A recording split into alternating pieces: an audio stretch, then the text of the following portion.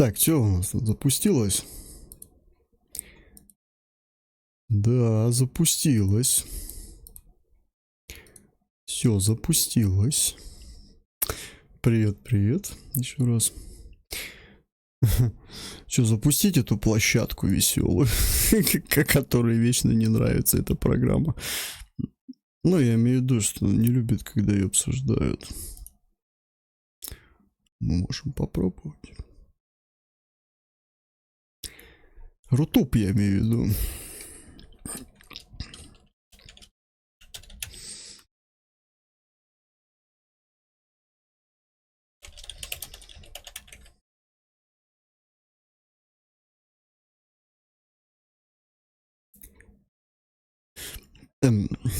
А мама в 16, третий сезон, 4 выпуск, Алина Новокузнецк. Сейчас я тут запуск еще сделаю одной темы.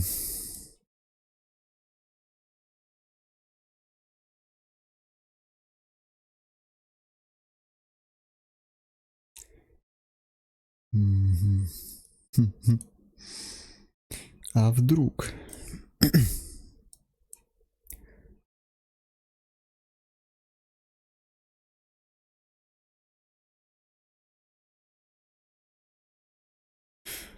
Да попробуй Рутуб запустить.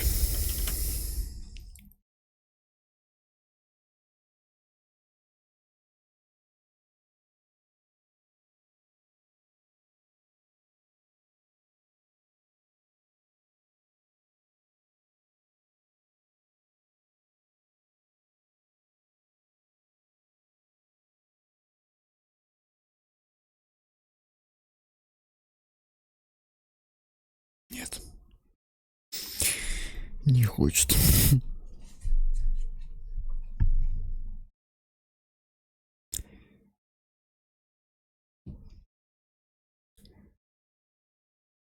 Нет, смотри, запустился. Так, ребята, стримы на Твиче, на ВК Плее. Если что.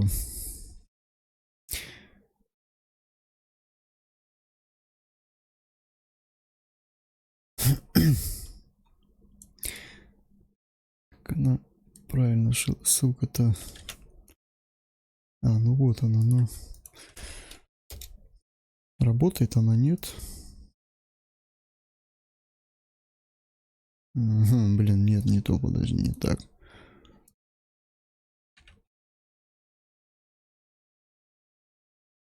Угу, блин, нет, не то, подожди, не так. Так, вот она получается, ссылка.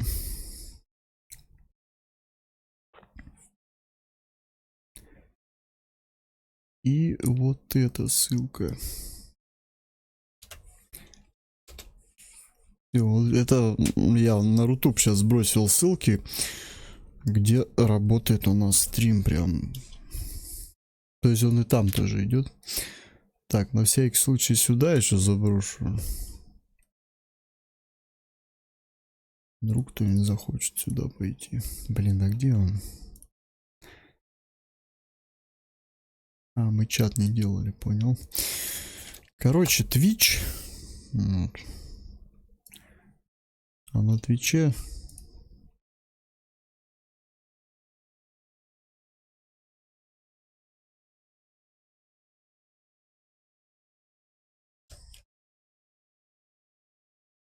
А на Твиче, наоборот, ВК Play пускай будет. Ну вот. Ну и все, поехали. Так, все, ссылки я накидал. Рутуб вырубят сейчас минут через 5. как всегда, стабильно. Но стрим будет продолжать идти на ВК Play, на Твиче. Вот, потом запись появится на Ютубе, как обычно, и запись появится на ВК. Вот, все, поехали. Мама в 16, третий сезон, 4 выпуск. Говорим, смотрим. Весь контент теперь Ю выходит на канале Мама в 16. Весь контент Ю теперь выходит на канале. Теперь канал так называется, что ли? Тэнк-Ю теперь выходит на канале Мама 16. Поддержите нас. Подпишитесь на этот канал, поставьте лайк этому Так я и видео так вас и оставьте поддерживаю. комментарий. Я наоборот Спасибо. рекламирую Вы ваше лучшие. видео.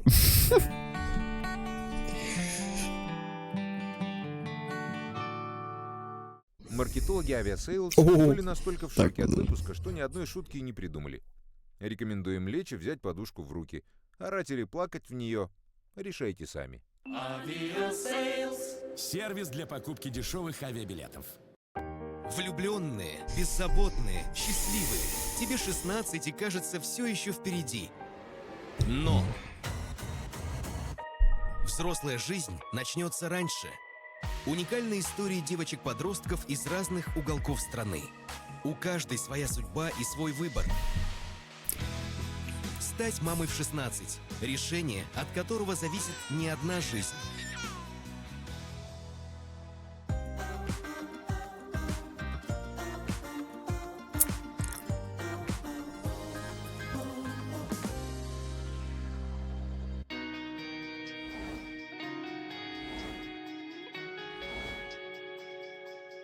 Всем привет! Меня зовут Алина, мне 16 лет, и я живу в городе Новокузнецке.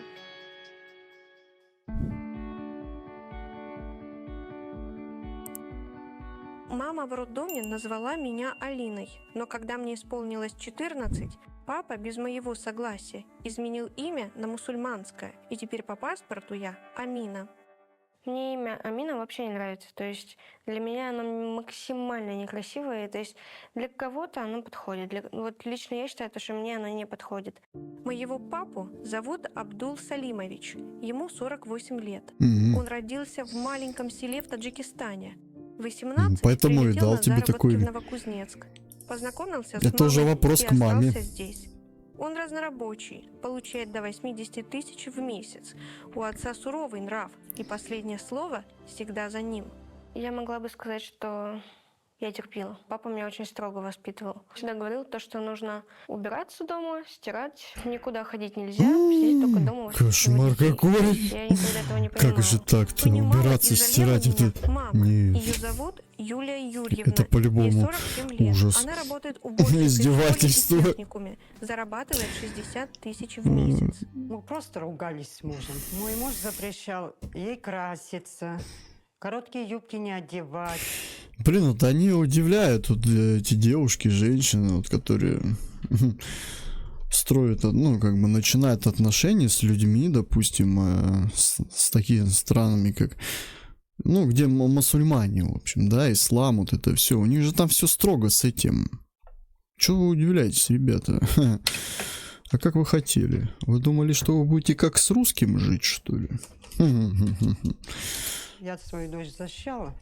У меня есть еще два младших брата Погодки – Ислам и Рустам. Мы впятером живем в общежитии, в комнате размером 14 квадратных метров. Это жилье дали маме, потому что она из детского дома. Так как места мало, мы с братьями спим на полу. Кроме тесноты, из ярких впечатлений о детстве, постоянные скандалы с папой, которые иногда доходили до драк с битьем посуды. Я уходила из дома из-за него. То есть я говорила маме, типа, мам, я не хочу это терпеть. Она понимала, спрашивала, куда ты пойдешь. Я говорю, вот такой подруги. Все, я уходила, он потом ругался на маму. За мои выходки отец решил меня проучить. Вместе с ним мы полетели в Таджикистан на юбилей бабушки. Но в Новокузнецк папа вернулся один. А меня специально оставил в деревне, подальше от друзей, тусовок и цивилизации, где даже воду приходилось носить из реки. Отец думал, что только так я стану послушной. Это был поселок, прям такой старенький, деревушка прям. Я не хотела там оставаться, потому что, я думала, что меня оставят там, и я одна там буду без мамы, без всех. Незнакомый язык, я никого не понимаю, что говорят. А если кто-нибудь на своем скажет, что давайте ее убьем, кто-то согласится, а я не пойму. В результате на пользу мой приезд пошел только родственникам, которые как могли меня загружали работой. Я жаловалась родителям, плакала. Они говорили, что скоро меня заберут. Но это были... Короче, суть в чем? Мама с папой всю эту тему замутили, а страдает ребенок. Вот и все. Ему же как-то надо разделиться.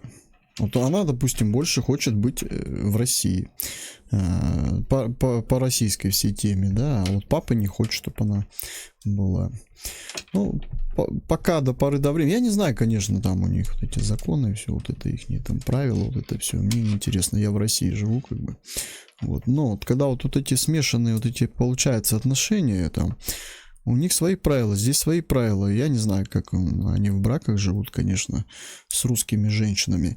Вот, кстати, русских парней редко увидишь с девушками из Таджикистана в браках, в отношениях. Почему-то в основном только русские девушки туда лезут постоянно куда-то. Все им хочется куда-то съездить, попутешествовать. Столько обещания. Я начала закатывать очень жесткие истерики и говорила, если вы меня летом не заберете, я просто... Креветка, привет, да, только началось. Я сбегу куда-нибудь. Ты успел. Там, не знаю, убегу вообще, вы меня не найдете. Спустя полгода меня забрали из деревни, потому что родственникам папы надоели мои истерики. По возвращении в Новокузнецк я стала все делать назло своим родителям. Из-за моих постоянных тусовок у нас начались скандалы. Так, дочь, куда собралась? Гулять собралась. А куда так ярко губы? Хотя бы губы не крась, а то папу увидит. Так понадает по губам. Мама даже угрожала, что сдаст меня в детский дом. Но мне было все. Ладно, смотрим дальше. Мне задолбала жизнь. Вот это вот в общаге с ними, вообще они меня надоели, лучше буду в детдоме. Доведу ее специально как-нибудь, пусть сдает. Вызываю полицию, у меня мама избила. Написала на нее заявление, типа, чтобы был какой-то... Интересно, да, смотрятся люди метисы? Вот, у нее что-то есть и от матери, наверное, от отца. Она такая, как бы, вроде... Плохая манипуляция.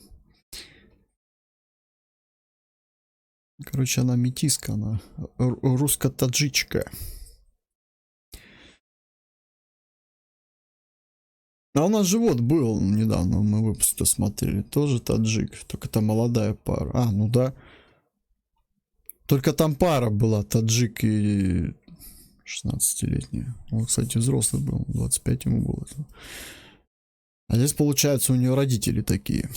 Отказ от родителей или чтобы мама отказалась Так это случайно не от тех, ты уже родилась? от меня? Я говорю, мам, пиши отказ. Она написала отказную. Мы собрали уже все мои вещи. Мама садится и говорит, ну что, давай посидим на дорожку. Она меня вот так обнимает и говорит, ладно, прости меня, пожалуйста. Давай никуда не пойдем, все забудем, и все будет хорошо. После этого, да, мы перестали ругаться. Мы как-то с Алинкой стали Плохая манипуляция друг про другу мать. доверять, и папа все равно на меня злился. Вот ты втихушку ее отпускаешь, вот это все. Мама стала мягче, а я даже взялась за ум, если так можно сказать. Перекрыла все двойки тройками и смогла поступить в техникум на документоведа. Там у меня началась настоящая взрослая жизнь, ведь я встретила его. Моего парня зовут Кирилл, ему 21 год. По образованию В смысле Кирилл? А зачем Кирилл? А, ты в Россию приехал, все понял. он машинист. Кирилл работает на деревообрабатывающем комбинате. Несколько раз в год уезжает Ну и что, что в Россию? Можно было и не Кириллами. Зарабатывает В России не только с Кириллами как бы встречаются. Нежная, приятная, милая. И маленькая какая-то охота. Ну, просто в последнее время я заметил, как-то все смешано, да, происходит. И все в основном с женщинами из России. Почему-то, ну, именно в программе в этой. Большое внимание уделять остальным. С Кириллом мы познакомились в техникуме. Когда я поступила, он учился на последнем курсе. Мне Кирилл сразу понравился. Такой смелый и сильный. Я все время думала только о нем. Через месяц я уже не смогла себя сдерживать и потянулась его поцеловать. А он в ответ мне сказал, ты знаешь... Вот тут, кстати, интересный момент. Вот у нее, вот, блин, вот сейчас интересный выпуск будет. У нее же отец из Таджикистана. А одобрит ли он эти отношения? Как раз вот его дочь, получается, таджичка. Ну, смешан, да, метис. Но для него-то она как таджичка будет считаться. Для отца. С русским парнем. Одобрит ли он эти отношения? Вот тут уже интересно. Потому что было-то всегда все наоборот. То есть, наоборот, парень из Таджикистана с девушкой. И одобрят ли ему отношения с девушкой? А тут, наоборот, отец таджик. Фига себе. О, Игорек, здравствуй. Я врубил, да. Ты заказывал программу сегодня? Ладно, не буду угорать. Да, сегодня беременна в 16. Вчера смотрели эту «Давай поженимся». Старый выпуск. Кстати, я лучше старый выпуск буду врубать, мне намного интереснее смотреть. Там как-то более оно, что ли, естественнее. А сейчас вот прям все по сценарию просто фигачит и все. Ладно, поехали. Что у меня есть девушка. Я вот так вот на него голову поворачиваю. С вот такими глазами. И он так вот на меня смотрит такой: а у тебя теперь есть парень? Я такая: в смысле? Он говорит: ну, в прямом. Теперь мы в отношениях. Первые недели наших отношений были сказочными. Мы много гуляли. Он заботился обо мне. Даже давал деньги на брови, маникюр. Было Я такое, подстригся? что он мне там Не, подарил братан, колечко, покупал какие-то я просто вот смотрю эти программы, я облысел аж. Знаешь, это как одуванчик. Фух, дунули и волосы упали. В смысле подстригся? Так я ж вчера был на стриме, нет? Ты меня не видел? Ну да. Я каждые 5 дней подстригаюсь и броюсь. Уже привык. А что такое? вкусняшки, там все такое. Не было прям вот сверхъестественного подарка. Не было огромных букетов. Не было просто букетов. Он мог там пойти сорвать цветочек, подарить мне его.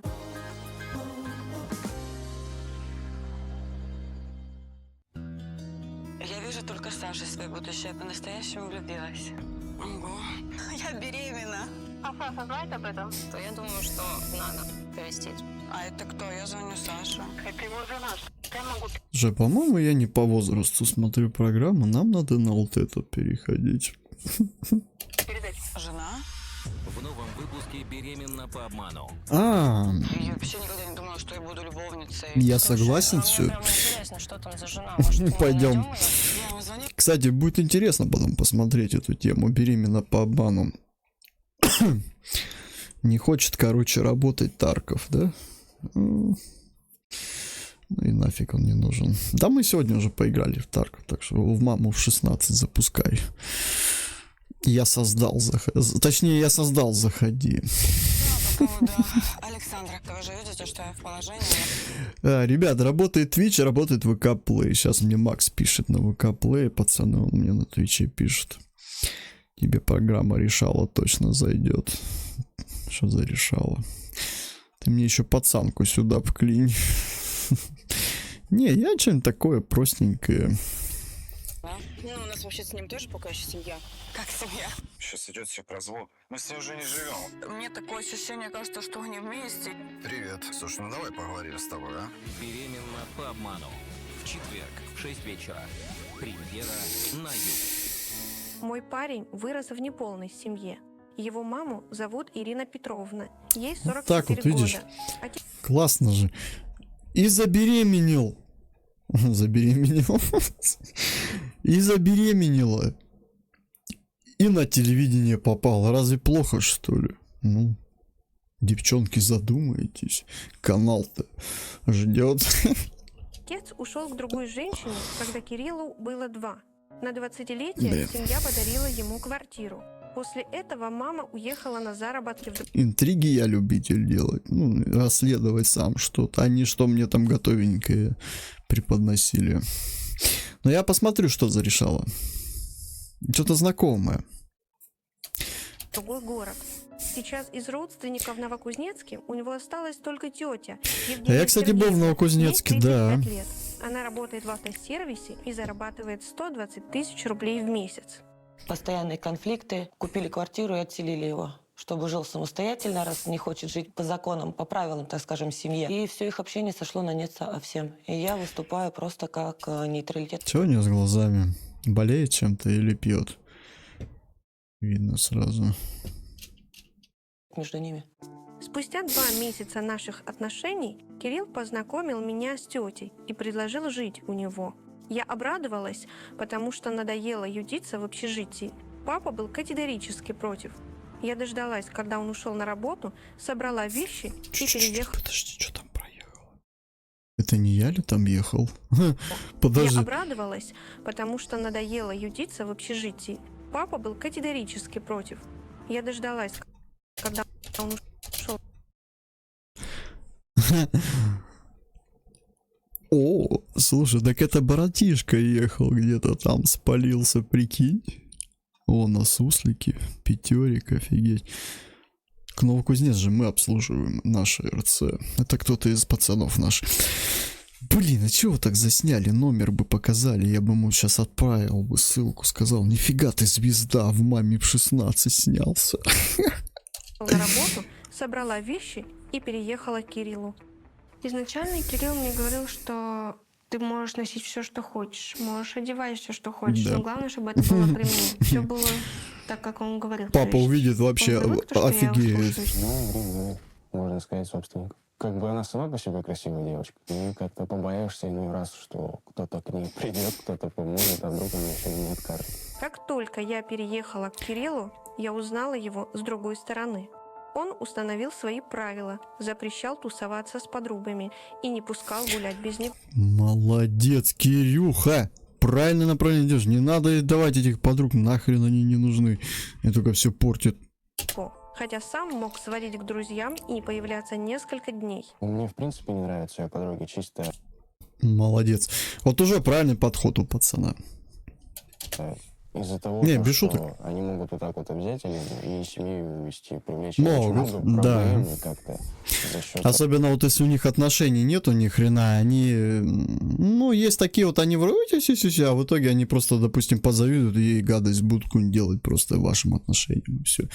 Ну, или специально ее отвлекать, или водить ее куда-нибудь в места, где ты будешь ревновать. Это да, как бы так оно и есть. Да нет, тут как бы на опыте, вот, говорю, подруги, они хорошему не против. Да и друзья также, как бы. Если ты тем более такой слабохарактерный, они тобой просто пользоваться будут и все. Этого я не хочу, чтобы они вообще общались. Тем более, тем более в начале отношений. С собой другого человека. Она пытается как-то ему соответствовать. Он прям как отец. То есть это нельзя, то нельзя, то это нельзя, вообще ничего нельзя. Меня бесит, что мой любимый человек превратил меня, молодую девушку, в домохозяйку. Блин, прикольно. Слушай, ну вроде не таджик. Блин, ну так жестко. Ладно, смотрим. Еще и отчитывает, будто я его прислуга. Ты бы хотя бы посуду бы помыла, в чем проблема, я понять не А могу. ты не можешь помочь? А ты здесь для чего? В натуре гонишь, в чем проблема была убраться? Или на тебя пока не наедешь? Во, вот сейчас я вижу мужика, блин. Все. Смотрим, мне Ты нравится. что, фиг пойми, вообще ничего делать не будешь. Если я прихожу домой с работы, Красавчик, то я хочу, красавчик, красавчик, мужик. Блин, ну наконец-то. А то вот эти, блядь, аж слежки подтелеть им захотелось всем. Вот это нормальный тип. Молодец. Такое себе занятие. Если мы уж решили жить по-взрослому, я думаю, дома должно быть, в принципе, всегда чисто. Даже если Согласен. нет настроения. Я не хочу жить с Не, тираном, ну, который подожди, не то, ограничивает что там должен или должна, просто она должна сама, никак, не должна, у девушки должно как-то само она, что ли, срабатывать. Не ты должна подходить, ты мне там должна, обязана, да, допустим. Она, ну, сидит дома, ну, ни хрена не делает, ну, возьми ты уберись, что тебе нравится в этом говне сидеть, допустим, да, вот пылью это дышать, посуду вот это грязная в раковине, тебе нравится это, что ли? Ну, парень, у тебя работает, деньги зарабатывает, возьми уберись. Тебе вот самой приятно, вот, когда приходит мужик, допустим, ну, у тебя дома не жрать, ничего не готово, он тебе говорит, что ты мне обязана, должна, ну, чтобы до такого не доходило, я думаю, у них у самих должна инициатива такая. Вот. Ну или наоборот получается, допустим, девушка работает, парень не работает ни хрена, тоже может дома убраться, пожрать, приготовить, почему бы нет. Вот. Вот так оно должно все быть, а не ты мне должен. мою свободу. Но я уже жду ребенка. Все, залет.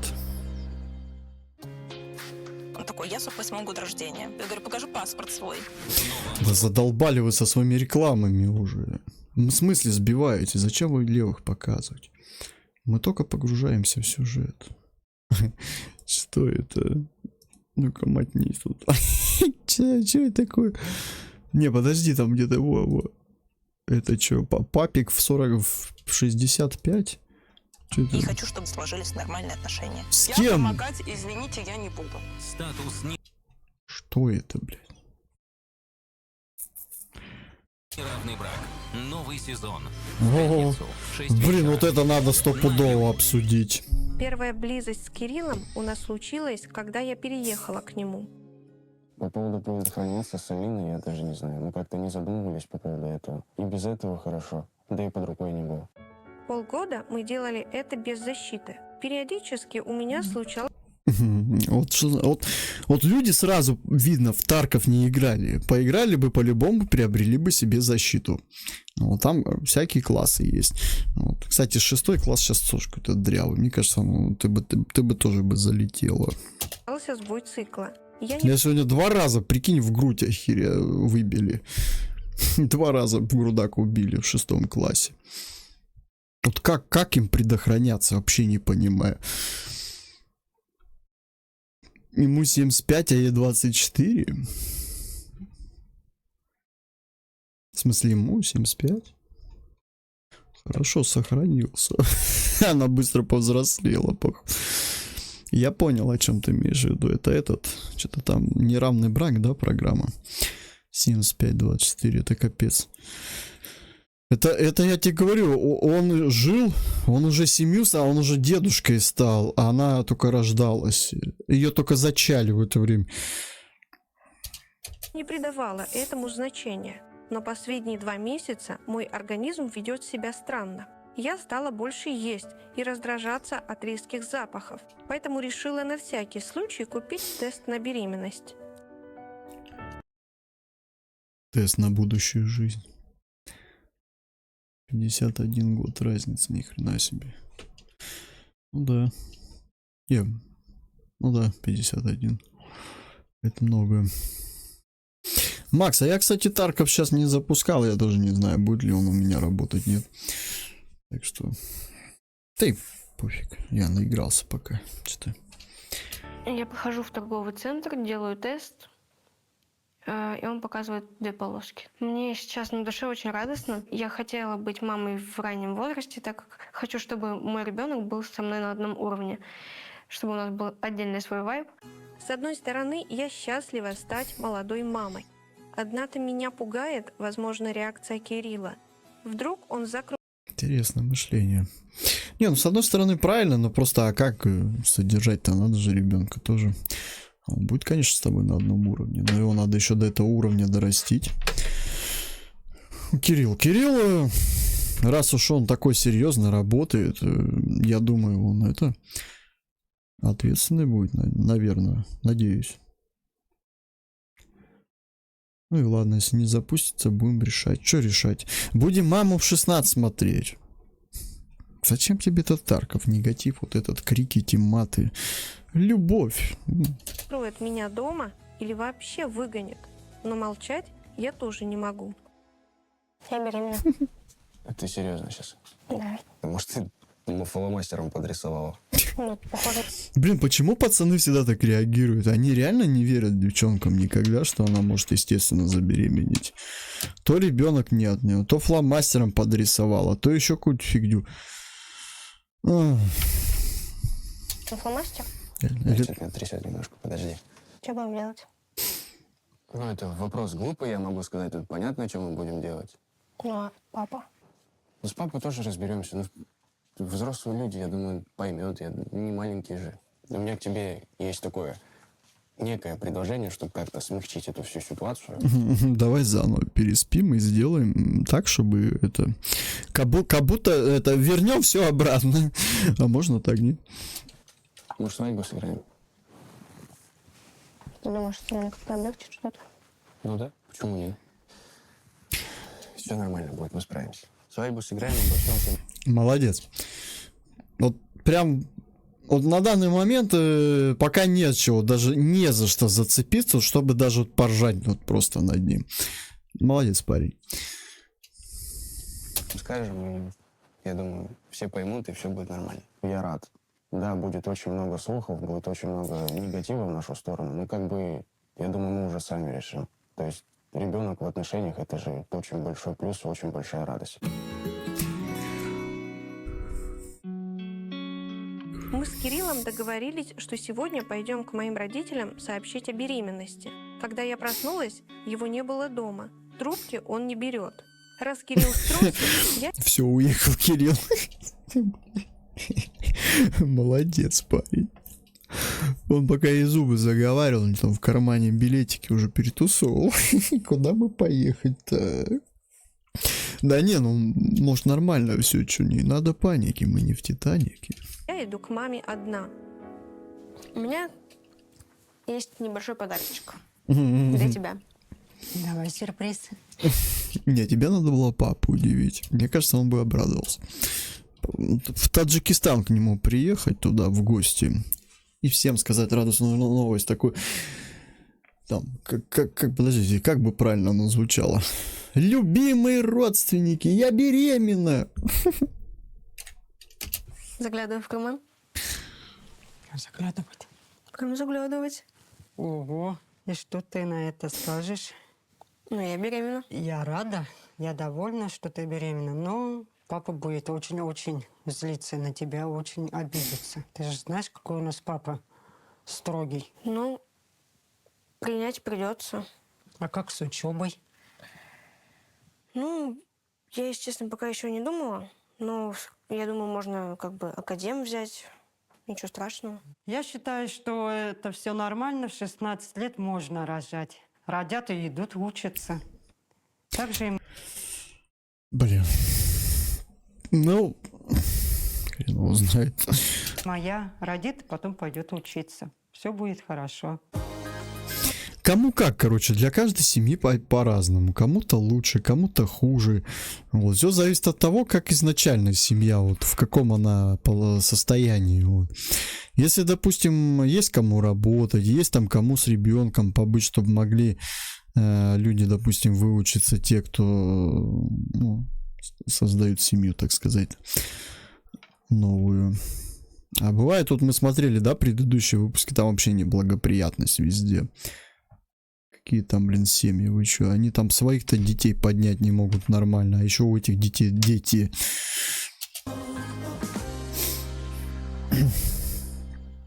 Что я родила ему дочку, Опять ты, да ё-моё. Она на этого похожа, лягушонок Крейзи. Пиу-пиу. Блин, в чем прикол-то, ребята? Объясните мне, может, я что-то не понимаю. Вот в чем прикол вот этой моды сейчас вот? Ну, тут что это за мода сейчас вот так пошла? Губы такие делать. Что-то это классно сейчас так, что ли? Точно. Ими же можно присасываться к стенам и ползать по ним, блядь. Я просто не понимаю вот этой моды, блин. Так они же думают, это красиво просто. Иногда смотришь, вот девчонка, у нее и так внешки, ну так, на 50%, она еще и губы накачает, чтобы лицо ими прятать, наверное, я не знаю, как иначе это. Так. Как мотнуть это? То мне спать скоро приснятся еще эти присоски.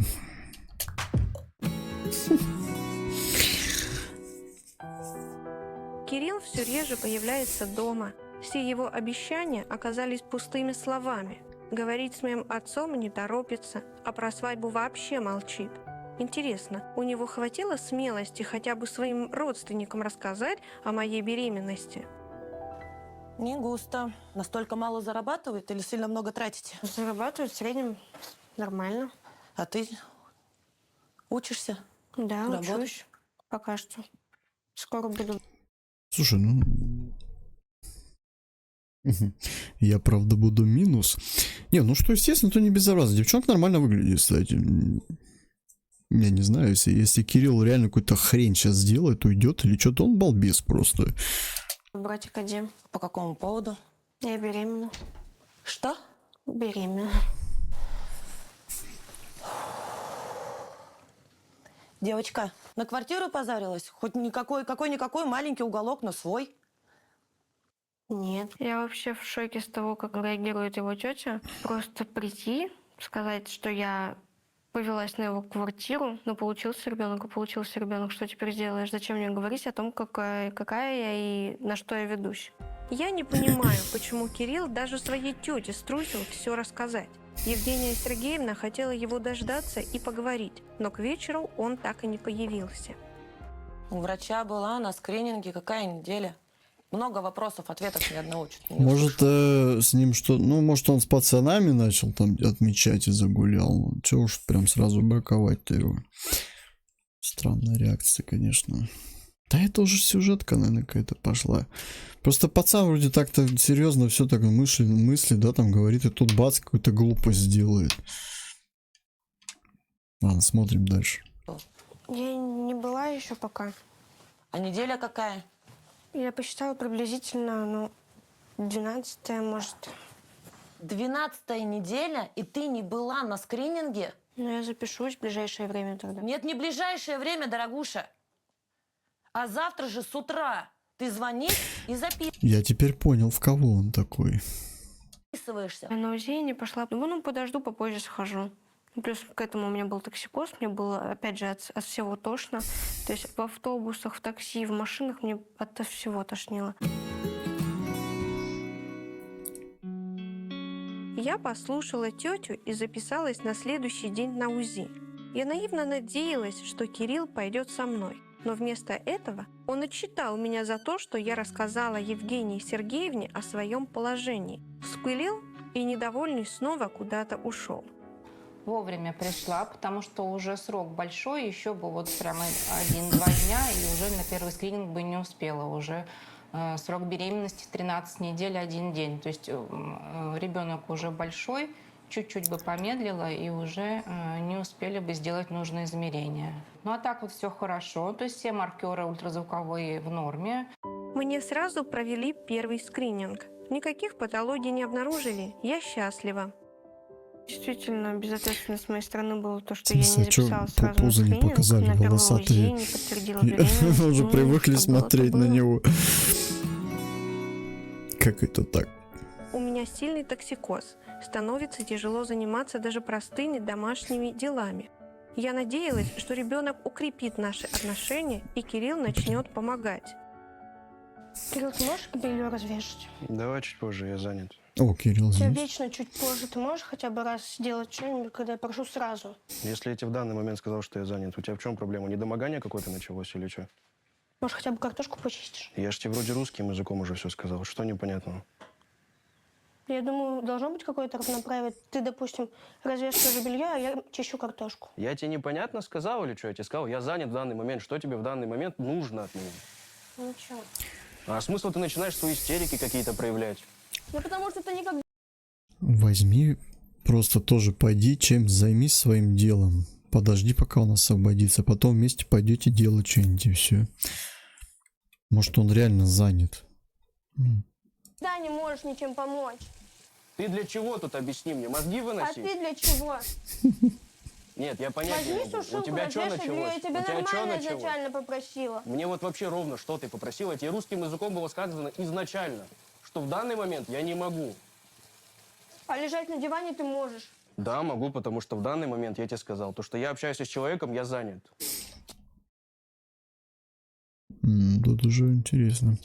Ладно, смотрим Ты дальше. вечно с кем-то общаешься. Тебя волновать не должно, Да чем что я ты? занят? Почему это меня не должно волновать, с кем ты общаешься? В смысле, почему? Ну почему меня не должно Я это волновать? общаюсь в данный момент по работе, что тебе надо? Тебя в детстве Мне не надо, чтоб учили, что кухня это твое место, вещи это тебе. Нет, тут я с ним не согласен. Тут я с ним не согласен. Это уже перебор, я считаю. Тебя не учили, это твое место, это мое место.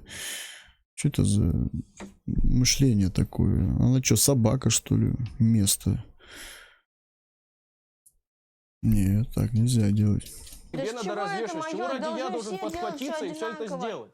Все должны делать все одинаково. Делай. Вот она, кстати, девчонка правильно размышляет. У них должно быть равноправие, тогда у них все нормально будет. А когда вот такая херня начинается, когда он начинает там, женщина, ты мне должна. Ничего она тебе не должна.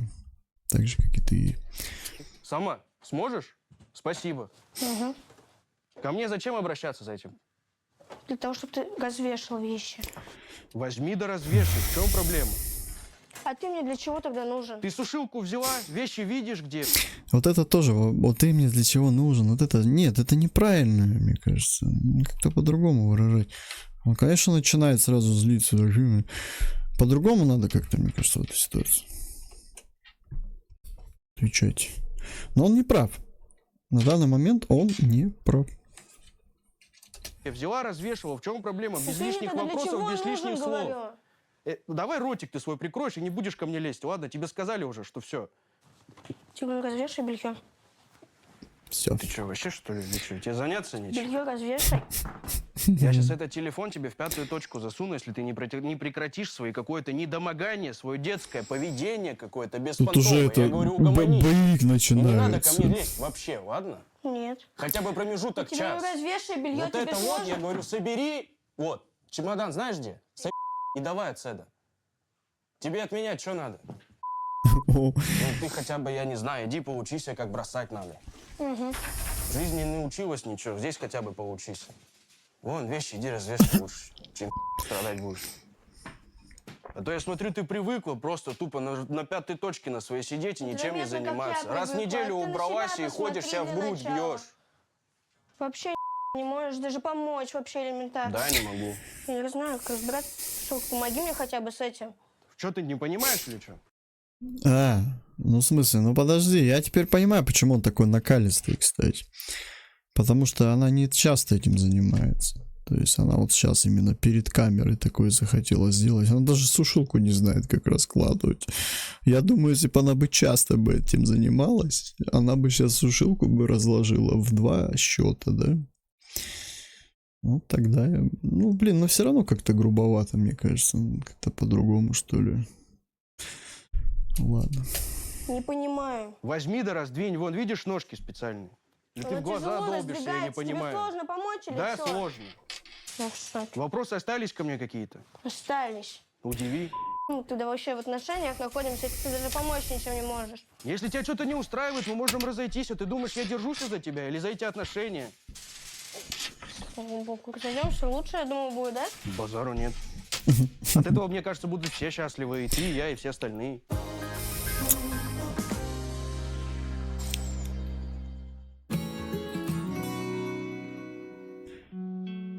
Сегодня Кирилл свалил в командировку и даже не сказал, когда вернется. Меня это бесит. Я начинаю думать, а не сливается ли он. Мы до сих пор не расписаны, и мой отец так ничего и не знает. Ну что, когда будем папе говорить уже? Ну, то скоро уже начнет живот расти, а он до сих пор не знает. Потом... Когда у твоего ребенка внуки появятся, потом сообщите, но чуть попозже.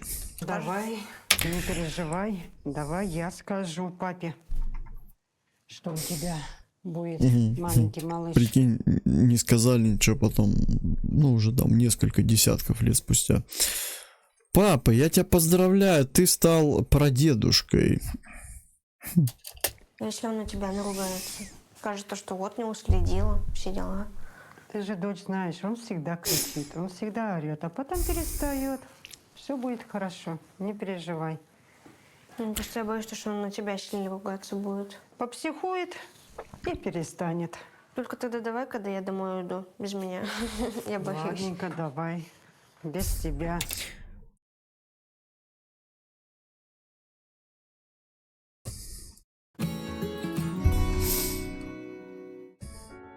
Прошло 2 недели, как Кирилл уехал. Звонит и пишет редко, но присылает деньги. Сегодня я решила развеяться, и пока его нет, договорилась с подругами пройтись по магазинам. Алин, смотри, какой топик. Ага, куда мне его? Дома носить? В смысле? По Тебе бы улице. идеально подошло. Мне Кирилл не разрешит такое таскать. Ты чё? Ну А кто он вот такой, они, чтобы запрещать вот тебе? они, твои подруги, начинают уже себя во всем свете показывать. Сейчас, подожди, начнется. Что-то носить. Отец будущего ребенка. Чего? Я беременна. Презервативы, он знает, что это вообще такое? Ну, мы же как бы обговаривали это. А, то есть он даже не подумал о твоем образовании? Что ему думать-то? Посадил дома и все. Сам Так гулять он- пойдет. Здесь так-то он же хороший. Нифига. Да в каком месте он хороший? Он мне сразу не понравился, это просто. Вообще. Понравился. Но он взрослый мужчина, и проявив интерес... То есть тебе эти нравятся дети из детского сада. Ну, он взрослый мужчина. Какой он мужчина? Такой же пацан, просто может чуть постарше вас. Да, подружки тебе сейчас мозг промоют, конечно. А что сейчас тут рассказывать-то, кто кому нравится? Поздняк метаться уже. Все, ребенок у них скоро будет. интерес к такой красивой маленькой девочке, это уже ненормально. Реакция подруг меня просто не удивляет, в принципе. Скорее всего, им не нравится Кирилл, потому что он запрещает мне с ними общаться, видеться, как-то вообще контактировать. Ну вот то, что он запрещает, это молодец, что он так делает. Потому что вот уже вот сейчас даже по их общению уже понятно, что это за подруги. Такое бы все портили. Ну то, что он сейчас себя так ведет, конечно, мне кажется, нет, это неправильно. Грубовато. Нет? Или нормально? Не, ну у всех свое восприятие, каждый по-разному к этому относится. Для меня грубое. Беременная. Что? Беременная. Какой позор. Не переживай, все будет хорошо. Самое главное познакомиться с родителями, чтобы они расписались. Никакого позора не будет. После услышанного Амина мне не дочь. Меня расстраивает это, что папа к своей дочери так относится и не хочет видеть ни дочь, ни этого малыша. Мама рассказала мне о реакции отца. Я позвонила Кириллу пожаловаться, но он посоветовал забить и не думать об этом. Меня расстраивает его равнодушие. Обо мне заботится только мама и тетя Кирилла. Сегодня я их, наконец, познакомлю. Как вы относитесь к всему мероприятию? К всему все хорошо отношусь. Ну, кроме наш папа. А что папа? Плохо относится. Ну, что она несовершеннолетняя. Я полностью с ним согласна. В этом и согласна. Да. Я не оправдываю в этот момент своего племянника, но и в обиду его не дам. Возьмут, распишутся, пойдут в ЗАГС. Хорошо. Подадут заявление. Стоп. Хорошо. А гуляем за чей счет? За мой? Нет, не угадали. А не пускай Кирилл за свой счет. Здравствуйте. А чё Кирилл? Почему Кирилл-то? А вы не хотите никак вообще поспособствовать всему этому? Почему все Кирилл? Кирилл то, Кирилл это. Ну, они решили вот так вот жить. Ну и прекрасно, пусть дальше живут, никаких росписей. Кто оплачивать это будет? Ну, оплачивать чем сможем, тем поможем. Какая прелесть. Свадьбу я не потяну. Я думаю, что должен это сделать Кирилл. У меня очень мало финансов. То, что Кирилл нашел себе... Блин, нахрена вам свадьба? Вы задолбались со своими свадьбами. Вот такой, свадьба, чтобы все посмотрели, какие мы. Живите вы для себя, не знаю. Создайте вы просто регистрацию и все. Сделайте... Нет, это показуха. Вот после этой показухи как раз и происходят вот эти всякие потом разводы. Просто что-нибудь скромное бы сделали и все. Чисто для своей семьи. Тем более, если денег нету. Свадьба. Так скажем, девочку не совсем из благополучной семьи, с одной стороны, и хорошо, меньше запросы. Чем больше избалована девочка, тем больше у нее запросы. Я не лезла в разговоры о свадьбе, потому что уже не верю, что она когда-нибудь случится. Жаль, что Кирилла нет. Он пропускает важные события. Сегодня я иду на второй скрининг, где мне должны сказать пол малыша. У вас мальчик будет. Мальчик? Совершенно точно. Смотрите, вот я покажу. Вот смотрим ножки. Это мочевой пузырь. Мальчик. Рады? Да. Мальчика ждали? Да. Хотели мальчика? Ну, папа, наверное, ваш тоже рад будет. Очень обидно, конечно, что Кирилла нет в тот момент, когда я узнаю пол ребенка. Это сейчас троллинг был от врача, что ли? Папа ваш тоже рад будет. Да, он уже обрадовался. Он до сих пор там прыгает до потолка. Просто он не показывает. Грустно. Хотелось бы, чтобы Он был рядом, и посмотреть на его реакцию. Ну что, как тебе новость? А, подожди, папа имеется в виду парень, и я думал, папа ее... Блять, я не то. Не, ну тот папа тоже очень рад был. Просто в полноценном. Ты когда приедешь уже? Постараюсь максимально быстро приехать, прям как только это возможно. Ну хорошо. Пацаны, это как бы, ну, нифига себе. То есть это уже хорошо. Так это продолжение рода, так сказать.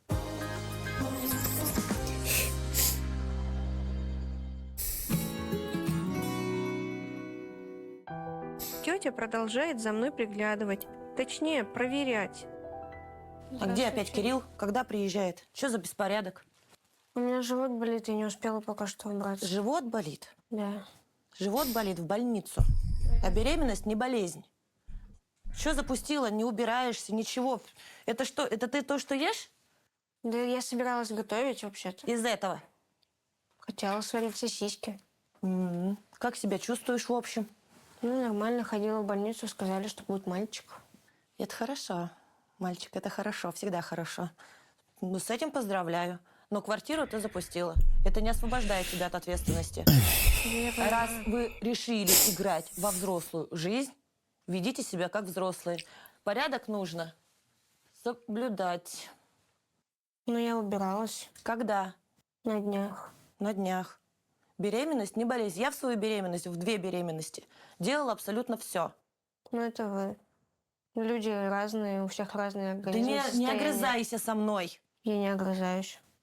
Наведи порядок. Меня очень бесит тетя Кирилла, потому что она приходит как к себе домой. Ну, как бы я понимаю, что это ее дом, но она там не живет.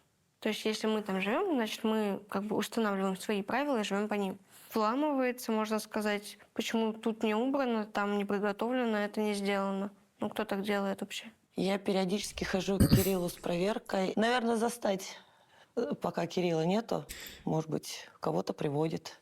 Может быть, еще что-то. Ну, то есть Ну, короче, найти какой-то подвох вот именно надо. То есть не просто там подойти нормально. Вот надо обязательно пальцем потыкать, подвох найти. Нет, блядь, просто вот, не знаю, приди, сядь, поговори с ней, поддержи девчонку там. Нет, вот я хожу на квартиру, чтобы что-то... Я не понимаю вот таких людей, ну, молодец, правильно как бы говоришь, что вот что-то там не убираешься, все. Ну, она тебе ответила, тяжело и убираться, ну. Не знаю, ну сядь ты поговори, не знаю, поддержи там ее. Вот ей сейчас поддержка нужна, допустим, Кирилла нету. Нет, тут я хожу, чтобы найти кого-нибудь там на квартире. Блин, вот...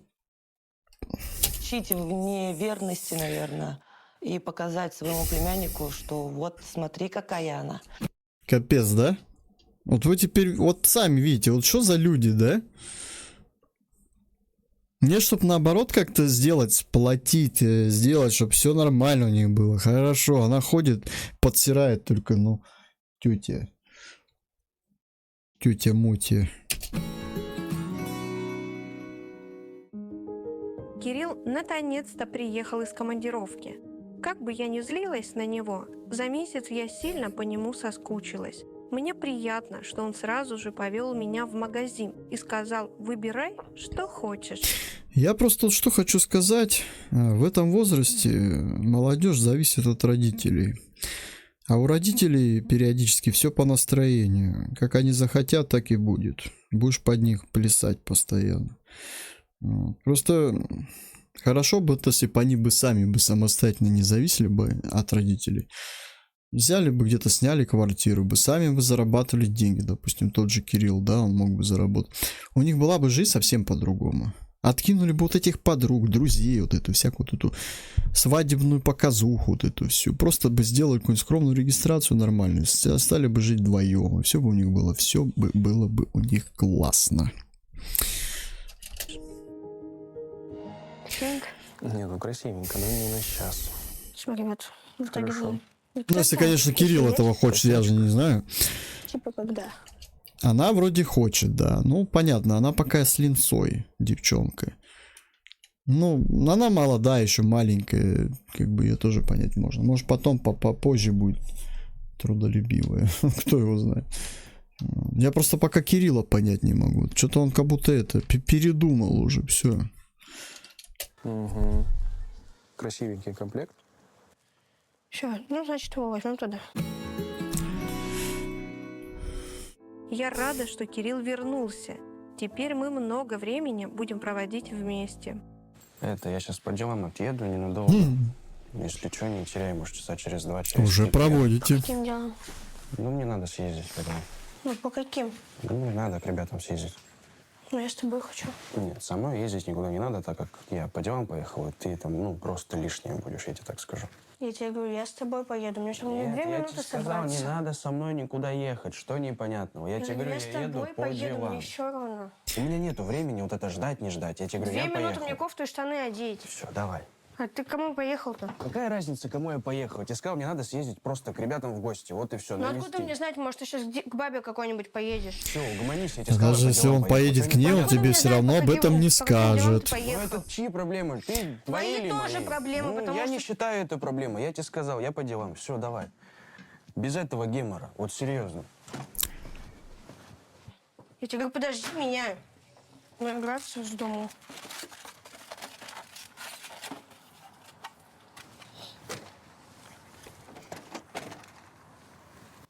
Че, Очень жаль, что не прямое попадание в голову. Че, на яйца бросаешь? Надо было меня с собой брать. Я говорю, успокойся. Ты вообще умеешь, нет? Прикольно, у них игры. Тяжелее кину в машину, если ты Себя будешь... кинь на диван, ко мне не лезь, а сейчас приеду, я тебе сказал. Это очень глупо с моей стороны, что я кидаю яйца. Блин, ну девка развлекается, конечно. Блин, прикольно, любимого провожает. Любимый, я тебя буду ждать. На нахер яйца в голову. Ну, а что у тебя поделать? Я уже от бессилия. Просто не знаю, что еще можно Скучно, сделать. что ли, тебе? Живот растет, сильнее болит спина. По дому я справляюсь сама. На учебу не остается ни времени, ни сил. Пока Кирилл где-то шляется, я поехала в техникум оформить академический отпуск. Алин! О, привет! Ты куда Привет. пропала? Да я вот ходила, документы В забирала. академ все-таки собралась. Да. Ну как же учеба? Мама что говорит? Мама? Да ничего. Потом доучусь. С Кириллом как там? Ну такое. Ругаемся, как обычно. Все. Че про нас-то хоть забыла? Не пишешь, не звонишь. Да как-то, я не знаю, времени нет, ругаемся постоянно. Хоть погулять-то сходить надо. Уже все Надо. спрашивают, куда пропала. А куда я могу пропасть? Только если дом засиживаться. Ой, Алина, нашла ты себе, конечно, козла. Я задумалась над тем, что совсем перестала видеться с подругами. Поэтому договорилась с девочками потусить сегодня вечером. Возможно, я успею вернуться. Слушай, ну тут тоже как-то вот сейчас я, блин, не знаю. Я сначала вроде его поддержал, а сейчас вот понимаю, блин, он со своими карифанами, значит, собирается, да, допустим, а ей что нельзя. Ну, я-то думал, они оба никуда не это. А получается, он с друзьями со своими, а она не может с подругами. Что-то тут как-то игра в ее ворота только идет, я так понимаю. Вернуться до прихода Кирилла.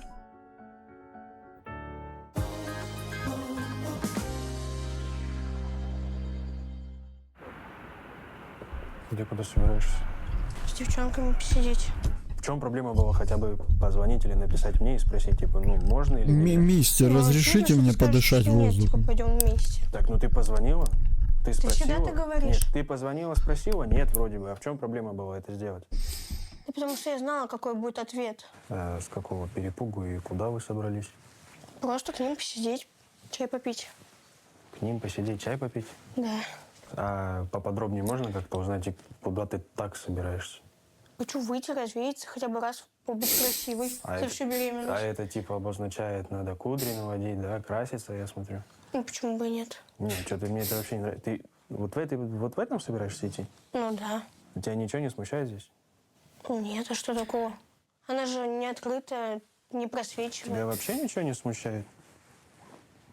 Я на ней прыщики могу свои увидеть. Ты что, прикалываешься, что ли? Ты вообще больная, нормальная. А в чем мне еще идти? Нет, ты что, издеваешься? Ты Ты больной? прикалываешься надо мной, скажи? Что обязательно вещи-то рвать? Это сейчас... ну это у них в программе модно. То сумки они режут ножницами, то вещи рвут. Делаешь? Она тебе не рвется, тебе прям везет вообще, я смотрю, да? Сюда дай. Вот Ты в вообще этом больной, ты собираешь. что творишь вообще? Скажи мне. Короче, я так понял, парень добивается того, чтобы она быстрее родила. Блин, он так хочет папой быстро стать. Молодец. Сделал? Вот в этом собираешься? Ты что я сделал? Вот в этом своем, да? Вот в этом?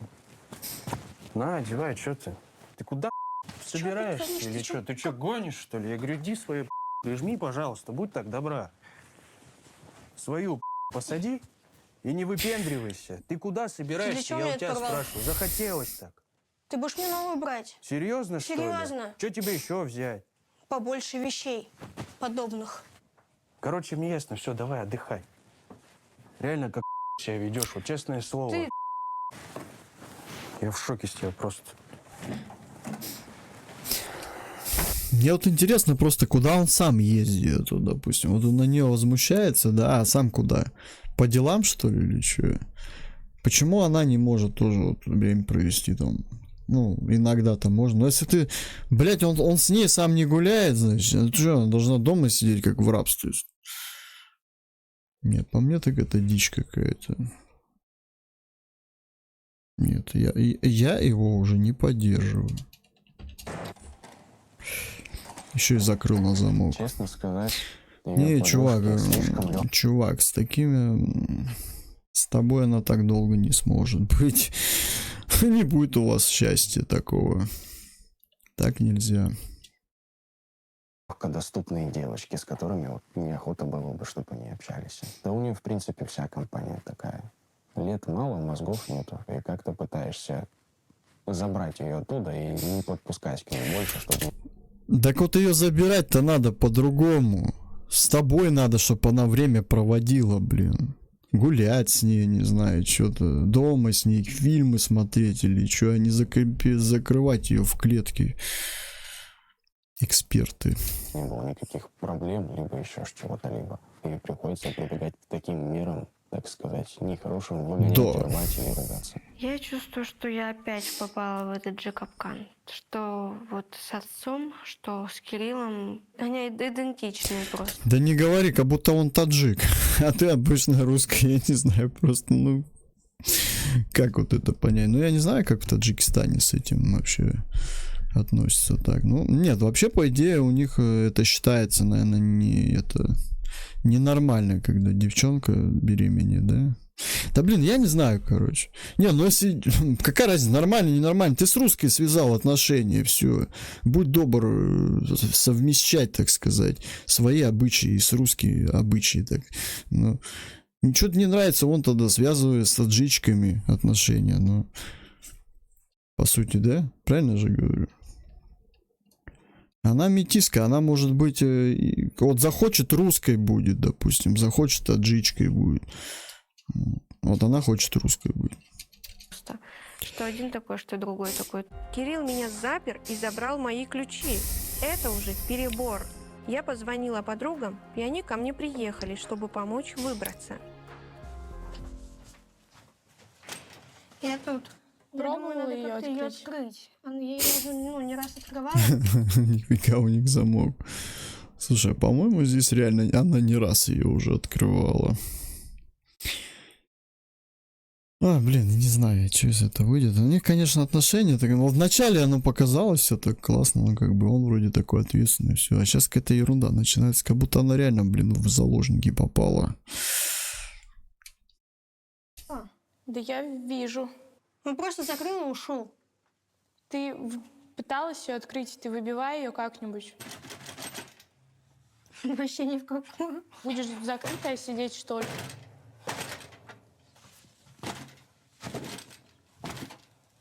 Ау. Нифига. Капец. Ты ее вообще откроешь? Подожди, вы отошли? Да. И чё, ты так как потом квартиру бросишь, открытую уйдешь? Здрасте. Нифига ты. Обалдеть.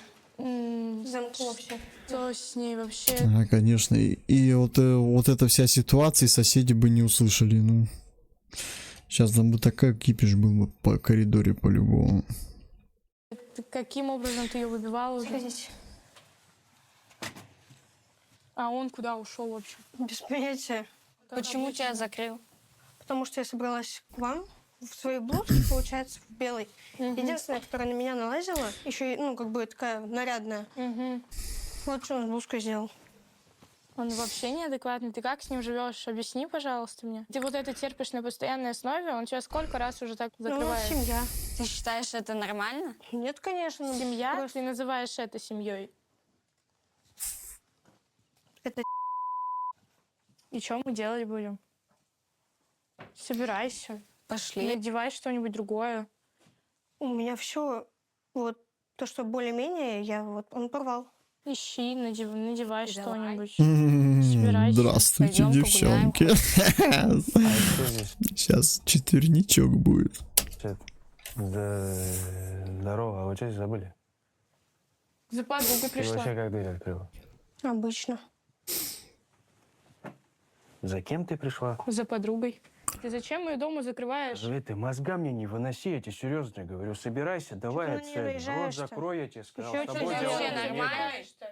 Я говорю, с тобой никто не разговаривал. Я вам сказал, собрались, смотались. Давай, Ты собирайся. что меня трогаешь-то вообще? Я говорю, собирайся, ты, давай. Держи тебя в руках, ты что делаешь-то? Я говорю, Руки свои убери. ты иди, Или мы- пожалуйста, и не лезь ко мне, ладно? Она беременная, ты что делаешь? Давай, давай, давай. Пусти руку, мне больно. Кто Ты вообще тоже такой? собирай. Это Не что хватит такая Пусти, меня? мне больно.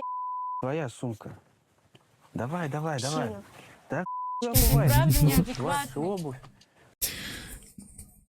Я просто смотрю, наблюдаю. Давайте. Господи, давай. что ты творишь просто? Чтобы здесь больше не... Я просто привык, от последнее время мы смотрели выпуски, постоянно какие-то тюти попадались, ну, пацаны, спокойно, я имею в виду такие. Ну, не, спокойно бывали вообще тюти. Вот, но тут прям чересчур такой тип. Не знаю, к чему это все приведет. Ну, мне просто интересно, к чему это все приведет. Давайте смотрим. Появлялись, а честно, кончилы. Ты что сейчас устроила, я вообще понять не могу. Ты что, прикалываешься или что В надо? смысле, что устроил? Ты не можешь меня спокойно отпустить Да с не подругами могу, посидеть? тебе сказали нет, значит нет. Да Что что ты? непонятного, да то-то. Ты дверь выбиваешь. Ты меня закрываешь, фиг знает, когда ты придешь. Ты зачем вообще вот с этими общаешься? А с кем мне общаться? Не знаю, С с твоими кем-нибудь друзьями? другим, с кем-нибудь другим. Просто под... С пацанами, допустим. Зачем ты с девчонкой? С пацанами общайся. Вот он имеет в виду с кем-нибудь другим. Не другой, а другим. Ну. То есть ему не нравится, что ты с девчонками. Ты с пацанами общайся. Ну. И все нормально будет. Подумать своей головой, или ты По такая поводу же, чего? как они. По поводу чего? Я говорю, или ты подумать? такая же, как они, у тебя тоже мозгов нет. Может, и Ошиблись нет. где-то. Может и нет. Поэтому тебя выбрала. Я говорю, постой, поговори со Я не мной, буду или с тобой прижми разговаривать. Свое прижми, поговори сиди у своих нормально. друзей. Я Руки говорю, сядь. Я понимаю, ты беременна. Веди себя хотя бы нормально, чтобы к тебе сейчас так не относились. Сядь! Блин. Это что показывают за ужасы такие? Блин. Я вообще не понимаю таких людей, вот честно. Вообще не понимаю, что в этом возрасте. Они такие люди есть и в моем возрасте. Зачем человека держать, удерживать, привязывать, закрывать, блин? Он должен сам выбор для себя делать. Если хочет, уйдет, хочет, останется. Что за... Нормально относись. Да что ты меня Всё, сядь. толкаешь? Потому что вставать не надо, я с тобой Я разговариваю. в сказала, данный я не момент. хочу сидеть. Короче, больше, чтобы никакого общения с твоими вот этими подругами. А то что? Ну, а то мы тогда с тобой просто-напросто вот, ну, до свидания. Слава богу. Меня не... Да разойдитесь вы уже, все, ну чё, ну не знаю, мне кажется, у них ни хрена не выйдет. Вот. Я, конечно, тоже против подруг, но опять же, смотри, я же имел в виду еще не просто там запрещать общаться, но ты сам тогда с ней время проводи. Ну. Если ты от подруг ее избавляешь, так сказать, ты будь сам ей как подруга и друг. Ну ты же, блядь, сам сваливаешь отсюда, оставляешь ее одну. И не подруга, и не тебя, и что она будет одна? С кошками играться, что ли?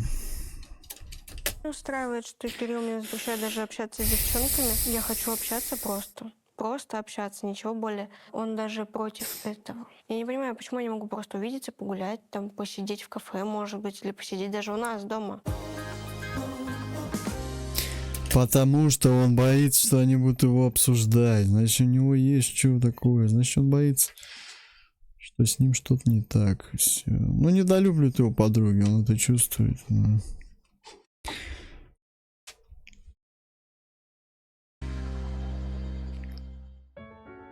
Я настолько устала от ссор и запретов Кирилла, что решила пожить у подруги. Пока я собирала вещи, Кирилл остыл, сказал, что не хочет со мной расходиться. Он предложил завтра же подать заявление в ЗАГС.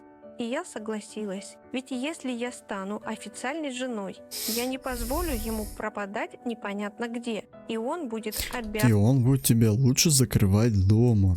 Он вообще заварит тебе дверь и все. И все, зато ты будешь официальная жена. Все нормально. со мной считаться.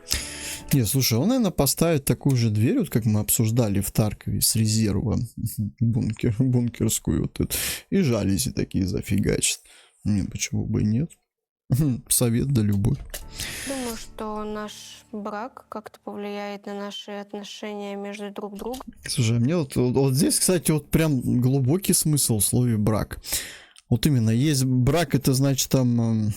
Ну, свадьба, ну, там, узаконили. А есть просто брак. Там, бракованный стол. Вот, по-моему, у вас брак будет такой брак. Не знаю, ладно. Посмотрим. Мне сейчас хочется, чтобы Кирилл был рядом и чтобы все было хорошо. Из-за большого срока беременности нас сразу расписали. Мы даже не ожидали. Не было платья, гостей и застолья. Но это не главное. Теперь я официально жена. Надеюсь, отец увидит, что мы с Кириллом настоящая семья и, наконец, примет его. Поэтому рискнула поговорить с ним сама. Кто там? Это я. Амина, ты? Я не Амина, я Алина. Я тебя просила меня так не называть. Меня мама назвала Алиной, значит, я Алина. Ты зачем пришла-то? Ну как же? Нормально у них тема, да? Я не Алина. Ой, я не Амина, я Алина. Я прошу тебя так меня не звать. Маша, ты? Да. Подожди, блин, где же прикол-то какой-то был тоже про имена-то? Ладно, вспомню, потом скажу. Ты иди к своему, кому там, я не знаю, как его назвать там, Кириллу, Максиму, там и живи. Даниил Балашев. Что за точка? Ты что-то напиши хотя бы перед нею. Такое ощущение, будто мой родной дом уже не мой дом. Как будто мне поставили стенку, и я не могу больше туда зайти. Меня так обидело, что папа даже не открыл дверь. Я ему не нужна. И рассказывать о том, что я вышла замуж, уже не имеет никакого смысла. Ну, привет. Угу. Печеньки покупаешь? Вафельки? Да, а что? Ты не хочешь извиниться хотя бы за свое поведение, нет? Перед вами? Перед нами. За что? За то, что ты вышвырнул нас из квартиры. Мы пришли к подруге. И что дальше? Это, по-твоему, было адекватно вообще? Ну, по моему мнению, да, адекватно. Если вы такие люди, то почему я должен вас как-то терпеть, и плюс вы находитесь у меня дома? Я вообще не понимаю, как Алина с тобой связалась. Господи, сколько раз я ей говорила, что ты просто... Девчонки, сейчас кто-то полетит в молоко. Блин, а зачем они его злят? Они его специально выводят из себя? Они же видят, что он это... такой вспыльчивый пацан. Они его специально провоцируют, наверное. Неадекватный. Я бы не сказал, что я жесткий.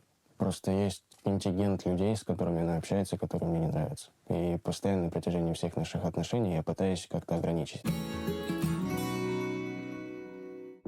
Несмотря на штамп в паспорте, у нас в отношениях с Это только Кириллом в кино ничего он такой сейчас здесь. Если бы он бы на самом деле такой был, он бы сейчас их это...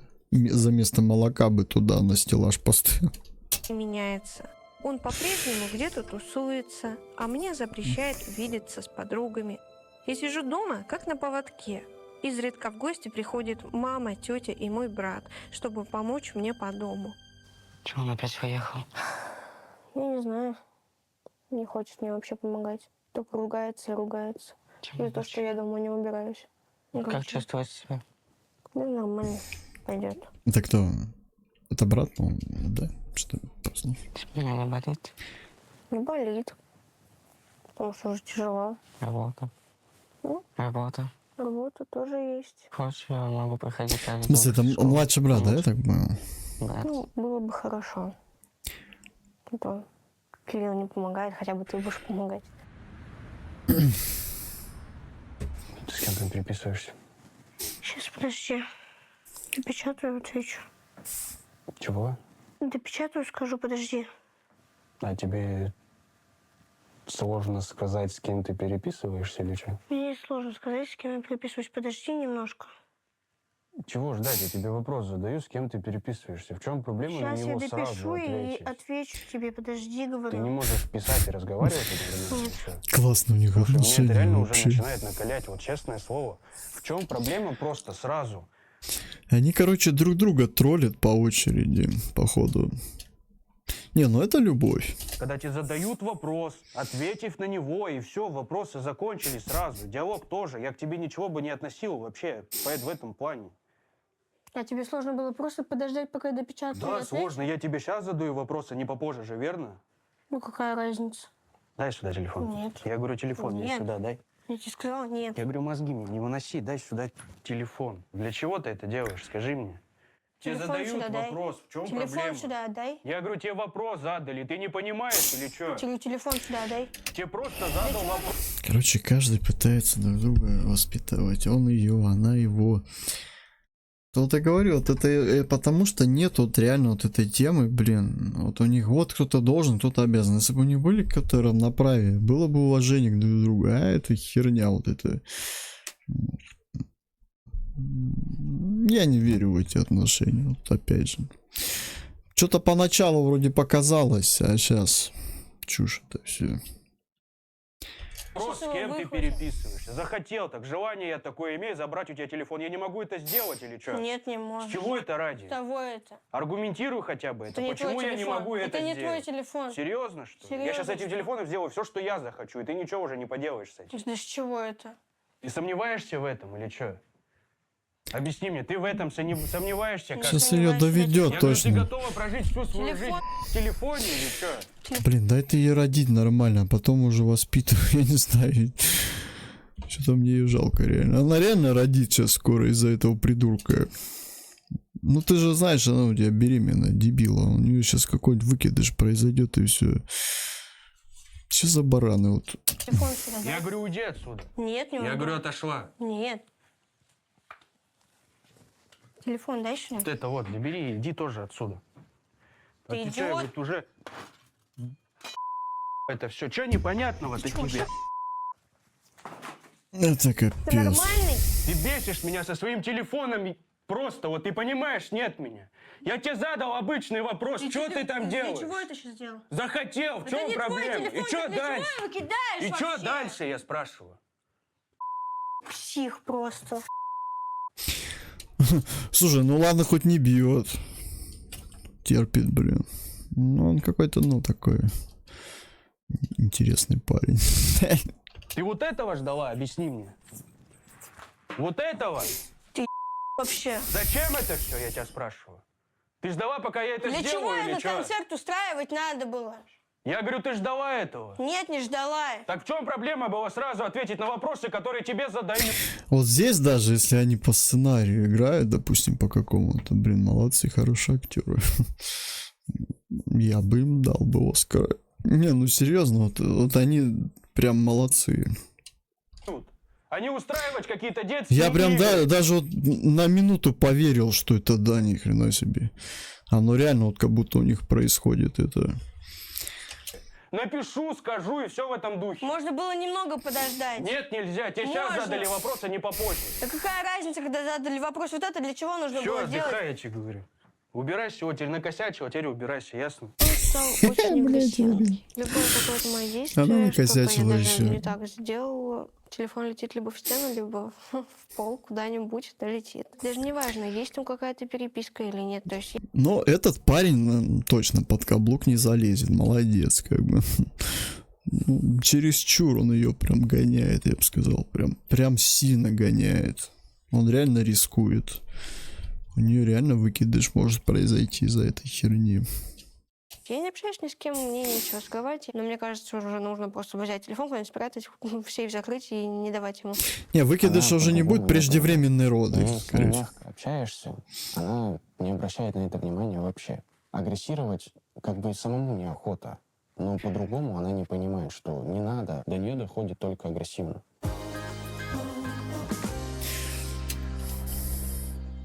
Я не знаю, я что-то ни разу не видел, чтобы он с ней нормально общался. Где? В начале, ну когда он с ней нормально общался, у них вроде все нормально было. Покажите мне хоть кадр, чтобы он просто с ней сидел нормально и прям общался. Он просто сидит и постоянно что-то вот... А что ты туда? А что ты? А зачем ты? Ну, или вопросы какие-то задает, или... Где нормальное это общение? Я вот просто не могу найти. Где он? Он где-то с ней общался нормально? Нет? Я, может, где-то что-то пропустил. По-моему, они везде это ругаются постоянно. Кирилла не было всю ночь. Я осталась без телефона, поэтому не могла ему даже позвонить. Он вернулся под утро и лег спать. Мне любопытно, где он пропадал и почему вновь стал таким грубым. Я взяла его телефон посмотреть переписки. В сообщениях увидела, что какая-то девушка называет моего мужа родным и предлагает встретиться в кафе. От имени Кирилла я подтвердила свидание, но только на него приду я. Дома чисто, приготовлено, красивая я дома. Жду его всегда, то есть терплю его, как я не понимаю, что ему не хватает дома. Я хоть сейчас это посмотрю надо. Ну, как-то видно, ну, девушек обычных таджичек, а тут прям что-то есть, да, у нее из Таджикистана смесь.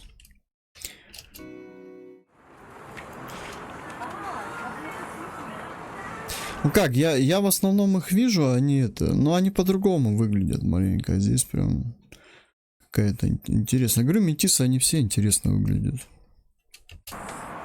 Ты общаешься с Кириллом, верно? Нет. Ну как нет, если я видела переписку? Я же, ну, как бы не просто так позвала тебя на встречу. А ты вообще ему кто? Твой Жена, это. вообще-то. Жена? Я у него спрашивала, он сказал, никого у него. Это если понятно с этим Кириллом. Не, это, я считаю, херня. Это вот то, что он делает, это неправильно. Вот. Поначалу, да, я как бы взял его, поддержал, говорю, о, пацан, молодец, там под каблук не залазит, там. Но это нет. Это типично вот категория людей, которые типа не ты, но зато я. То есть ты сиди дома, там, я не знаю, носки мне стирай, а я буду блядствоваться, ходить и наслаждаться жизнью. Короче, типок еще тот. Нет, я такого никогда не поддержу. Нету. Ты уверена в этом? Он сказал нету и нету. Мне-то что? Мне не холодно, У не нас горячо. ребенок скоро будет. Вот даже вот внешность посмотреть, эта девчонка намного лучше этой, допустим, да, какого хрена? Живи ты с этой, чё ты к это лезешь? Ты лучше с ней сходи, время проведи, я не знаю. Ну. Будешь с ней время проводить, она к подругам не будет ходить, потому что ей будет интересно с тобой. Я очень вас поздравляю тогда. Рада за вас. Ну а зачем ты лезешь в чужие Ну отношения? все, я поняла тогда, хорошо. Что у вас было с ним? Ничего у нас не было с ним. Ну не ври, ты зачем врешь? Ну, не было у нас, мы даже толком-то и не общались. Общались, как Я видела, обычные как вы не знакомые. общались. Как обычные знакомые мы общались. Ну, я думаю, обычные знакомые не пишут родной. Ну, переспали мы. Угу. Прикольно. Сколько раз? 1 раз. Я не знаю, верить этой девушке или не верить. Я ее не знаю от слова совсем, на что она способна. Может, она специально говорит, что у них что-то было. Кирилла снова нету дома. Я беременная. Мы только поженились, а он так себя ведет. Не знаю, как быть дальше, поэтому поехала за советом к маме. Узнала о том, что он по девочкам ходит, и не хочу больше с ним ничего дальше строить. Надо разобраться, а там потом вы порешаете там вопрос. Видела переписку, как он общается с ней. У них там сердечки, не сердечки, всякая вот эта вот фигня. Я не хочу с ним дальше продолжать как-то что-то. Может быть, он вечером придет, и вы поговорите. Я не хочу с ним разговаривать. Такая жизнь, такая штука, все переписываются, ничего, все прощают своих В мужчин. смысле, она имела в виду, все перепихиваются? Что нет, не все. Нормальные люди, адекватные, семьей живут. Если любишь, простишь, ты уйдешь, ты одна останешься, места мало. Ну, я смогу, я думаю, воспитать, поднять ребенка на ноги. Мне, Без дочь, него. одной тяжело. Ну, а зачем мне нужен бабник? Ну, дочь, ты еще не разобралась, бабник? Переписки это все пишут. Вот мы же тоже с папой живем, мы тоже и ругаемся, не уходим. У папы тоже может там кто-нибудь быть. А ты даже об этом не знаешь. Но я имею в виду не в России. Я же не бегу куда-то. Надо семью создавать. Ребенку нужен папа. Вот так в больницу куда-то сходить. Он всегда тебе поможет. Да жуть ревную. Так же, как он ревнует меня. Только я успокоилась после разговора с мамой и забыла про девицу, с которой переписывался Кирилл, как она снова появилась в моей жизни. А ты что здесь? Я решила новости тебе сказать. Какую новость? Ну, я тоже беременна, тоже за тобой скоро в роддом. В смысле Блин, беременна? Ну, ребят, прямому, я же тебе это говорила, походу... что мы переспали. Что там еще? я А, думала, ну еще от одного 20 раза минут. уже ничего не может От быть. одного раза все может быть. О, Вот ты уверена прям? Да, я тесты Я могу должна еще. тебе поверить. Ну, а как я тебе могу доказательства потом предъявить? Ну, ты уверена? Да. Уверена, что от него? Да. Ну и что ты ну, собираешься делать? Кирюха, Ну, я не знаю, как молодец. мы это будем все вместе решать. Я в шоке, конечно. Зачем мне нужен такой брак, Создает себе в котором головнички. одни сплошные измены, и еще и другой ребенок уже появляется, скорее всего. Мне это не надо. Ну ему-то надо, как видишь.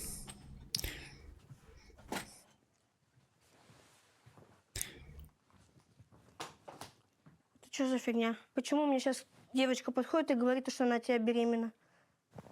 Без понятия. В смысле? Чё, разве так делают? Надо подойти сначала сказать привет, а потом бить. Нельзя так внезапно. От В смысле, без понятия? ты что в Ты не данный знаешь, с момент... кем ты спишь?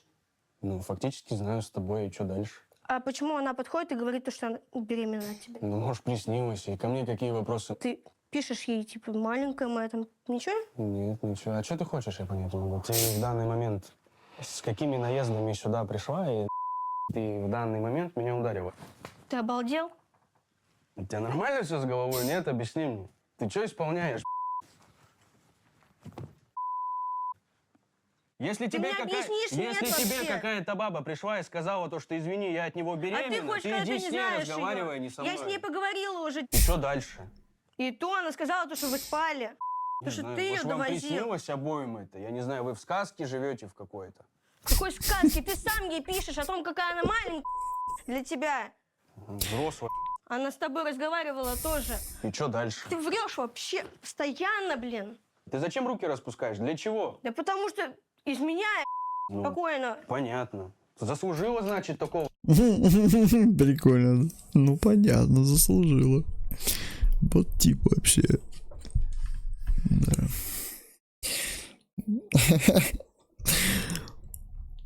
Да. Но есть такие, согласен, есть такие. Ну не все, не надо. Просто девушки начинают потом, вот, упираясь на таких, думать, что все, мужики все козлы. Да ну ж нахер. Ну это избранные есть вот такие. Ко мне какие вопросы могут быть? Ты вообще В чем я? заслужил. Чем я заслужила? Да всем. Ты видишь свое Я поведение? твоего ребенка ношу и заслужила такого отношения к себе. По слухам, походу, кто-то еще моего ребенка носит. Просто. Тебе на ухо напели, ты пытаешься мне предъявить. За то, что Закрой свой рот. кто-то от меня беременный. Что ты молчишь? Тебе сказать нечего? Объясни мне. Да, ты видишь? И что дальше? Что ты мне свидетельство показываешь? Для чего ты его жгешь? Объясни мне. Зачем? Ты зачем это делаешь? Это наши отношения также сгорают, понятно?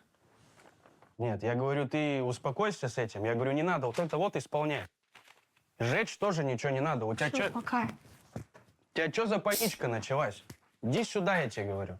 Не ожидала от Кирилла такого предательства. Я просто уже жалею о том, что мы расписались. Я хочу расстаться с Кириллом и забыть про эти отношения ребенка. Ну вот, а вы свадьбу хотели. Какая нафиг свадьба? Он нас зарегистрируется, он и тоже свидетельство сжигает. А ты прикинь, сейчас бы белое платье, смокинг, лимузин, рестораны, там народу много, кредит такой большой. А потом, слушай, наверное, Кирилл это не мое. Зато кредит твой остался. Вырастешь сама. Я не хочу Или оставаться в Кирилла квартире с кредит Кириллом. остался, да? Видеть его не могу. Пока Не, отец ну в зато Таджикистане погуляли без нормально, родственников, чё? Я решила пожить с мамой.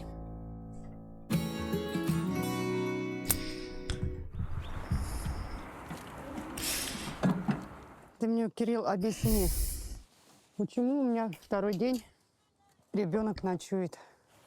Ну, мы с ней, так сказать, повздорили немножко. Я поняла, поругались. Что будем делать? Она в положении. Да это я понимаю прекрасно, я думаю. Помиримся, как обычно. Это, в принципе, у нас нормально, я думаю, вы заметили. Просто лично меня не устраивает тот момент, что есть такие вот ситуации. Она же уже взрослый человек, как она считает. Уже она вышла замуж, у нее своя семья. Короче, парень, еще тот типок, он умеет разговаривать хорошо с людьми, вежливо. Они ему верят. А в итоге хитрый он. Вот он маму сейчас успокоит, все. А в итоге-то у них-то все так же остается-то. Та же девчонка. Я вот сейчас почему-то не удивлен, если она реально залетела от него. Потому что он реально куда-то пропадал вечно. Он и на камере тоже, вот, когда вот интервью там дает, тоже так, ой-сю-сю-сю. А потом, как начинается какой-то замес там, да, сразу такой, ну, единственное, что молодец, что он руку на нее не поднимает. Блин, мне почему-то всегда кажется, как будто он ее точно щелкнет когда-нибудь. У него какой-то агрессивный какой-то. И как бы у нее муж должен быть на первом же месте, правильно? То есть она должна как-то прислушиваться к своему мнению, ну, к мнению своего мужа. А этого нету вообще. Я все понимаю, Кирилл, у нее такой характер. Надо терпеть. Она тем более у меня в положении. А вот так уйдешь, она одна останется с маленьким малышом. Тебе не жалко малыша? Ну, Её? я думаю, мы окончательно точно не разойдемся. Помиримся 100%. Это я вам гарантирую. Кирилл, а вот скажи, у тебя, ну, она все время мне говорит, ты переписываешься там с любовницей у тебя есть. Правда, что ли? Да нет, я как бы не понимаю. Просто все по поводу этого спрашивают, но я думаю, в этой ситуации, там, любовница, измена, не измена, в принципе, много кто обвиняет, но я думаю, в этом мы разберемся уже сами, так как это, я думаю, наши дела, уже личные, семейные. И как бы, я думаю, здесь мы уже как-нибудь сами в это решим и разберемся. Давай, сегодня что, пришел, помирился и забрал ее домой. Он так разговаривает хорошо, что вот так думаю, что он Да. не может Алинке так. Да, он чё-то хорошо сделать. разговаривает, я уже тоже Он понял. хорошо ну. разговаривает. Зубы заговаривает, короче, на ухо подседает. А как у ну. них там на стороне что происходит, это я не вижу. Ему надо кредиты втюхивать по телефону. Ему подойдет эта специальность. Ну, что, сказочное здравствуй. Объясните мне, пожалуйста, что за такой инцидент со ситуацией с моей женой? Во-первых, почему ты мне изначально не сказала про встречу с ней? Мне вот этот момент очень сильно интересует. Второй момент. Какая беременность? Объясни мне, пожалуйста. Мы с ней встретились, он даже знал, что она твоя. Короче, понятно, мне на это вообще ровно. Теперь послушай меня внимательно. Никакой беременности, во-первых, не может быть вообще. Нет, эти сказки ты будешь рассказывать какому-нибудь третьему Ты мне не лицу. веришь, Ладно, если только мы не не мне. можем сходить на УЗИ Тебе никто вместе? никогда в жизни не поверит с этим, потому что, извини меня, контрацептивы были. Если ты не помнишь, то это уже чьи проблемы, правильно, твои. По поводу Короче, этой он ситуации- он признал, что он уже с ней спал, то есть измена уже была, понятно. Идем дальше. По поводу этой ситуации, дорогая, извини меня, конечно, но ты в этом моменте ты очень сильно ошибаешься. И ты пытаешься наговорить не то и не тем людям, ясно тебе? Какие тебе доказательства Я тебе нужны? сразу Я тебе говорю, Мне какие никаких у тебя доказательства доказательств не надо, я просто знаю, что это не так. И Это ты это так. никак не докажешь. Как мне Если ты я ей докажу тебе? Если ты ей напела на уши, то извините, она тоже окей, она тебе поверила, вопросов нет. Мне вот эти скандалы, вот эти вот для чего, скажи мне, сначала про измену, потом про твою беременность и все в этом духе. Так Ты если я ты беременна, для я чего тебе это это сделала? говорю. Ты пытаешься сделать так, Я чтобы на мы с ней УЗИ ходила, разбежались, я а то, тебе извини, у сказала. тебя это никак не Почему не получится. получится? Да потому что, вот видишь, ты сама себя в данный Я момент вообще у даже тебя спрашиваю, просто почему? раскрыла. Ты задаешь вопрос, почему не получится. Значит, уже все? Правильно? Ты Нет. просто свои Я же хочу, чтобы карты ты был ты со мной. вскрыл. Я беременна. Нет, ты Я этого не хочу, чтобы дождешься. Ты был со мной. Ты этого не дождешься. Я просто не могу понять вот таких пацанов, вот которые реально с одной, с другой, а потом что-то думают, что никто об этом никогда ничего не узнает, что ли, а тем более, если тот же город, те же лица. Да реально наивным быть. В чем прикол вообще вот этого всего? Блин, у тебя реально девчонка ребенка ждет. А ты придурок, блядь, по бабам ходишь. Я вообще не понимаю таких. Извини, потому что там моя жена, это раз. Два, она беременна моим ребенком, а ты кто? Ты Ну, никто. ты же Если у извинял. нас был один раз, и то по какой-то либо случайности, то никакой беременности речи быть не может. Может. Так что поверь мне, просто сделай доброе дело, потеряйся где-нибудь, Да, не лети ко мне, да. ни к моей жене. Я тебе докажу. Улети Ну, на ты это никак Луну. не докажешь. Докажу. Докажу. У тебя не может быть доказательств. Ну, во-первых, он обманул эту девчонку тоже, если так уж на то пошло. А если она не знала даже о той. Так что... Короче, Кирилл еще тот Кирилл. То есть, потому Я что тебе докажу. это Ты, не если мне так. не веришь, я тебе говорю, мы можем сходить на УЗИ Я не вместе. собираюсь тебе верить. Там и сроки будут. Короче, все, Ребят, не будьте такими, вот как Кирилл. Будьте нормальными пацанами. Если вам не хотите вы отношения, ну просто расстаньтесь, разведитесь, заведите другую себе девчонку. Ну, вот как Кирилл, это неправильно так делать. Я считаю, это мерзко. Слушай меня внимательно. Беременности я знаю, что никакой нету. Еще раз тебе повторюсь, потеряйся, не лезь ни ко мне, ни к моей жене. Так что все, на этом разговор, я думаю, с тобой окончен. Сделай доброе дело, реально. Больше никогда не притрагивайся ни ко мне, ни к ней. Ну, по поводу недолюбовницы, я могу сказать то, что получилось, я случайно уже получилось. Давай, скажи Ну, что-нибудь, мы по тебя поводу уже ситуации, то, слушаем, что мы наркотики тебе пытаются верим. доказать, что я там беременна, надеется то, что как-то заберет меня из семьи. Ну, она просто не понимает, что у нее ничего не получится в этой ситуации. Так нахрена ты с ней спал вообще? Если ты такой правильный, такой молодец.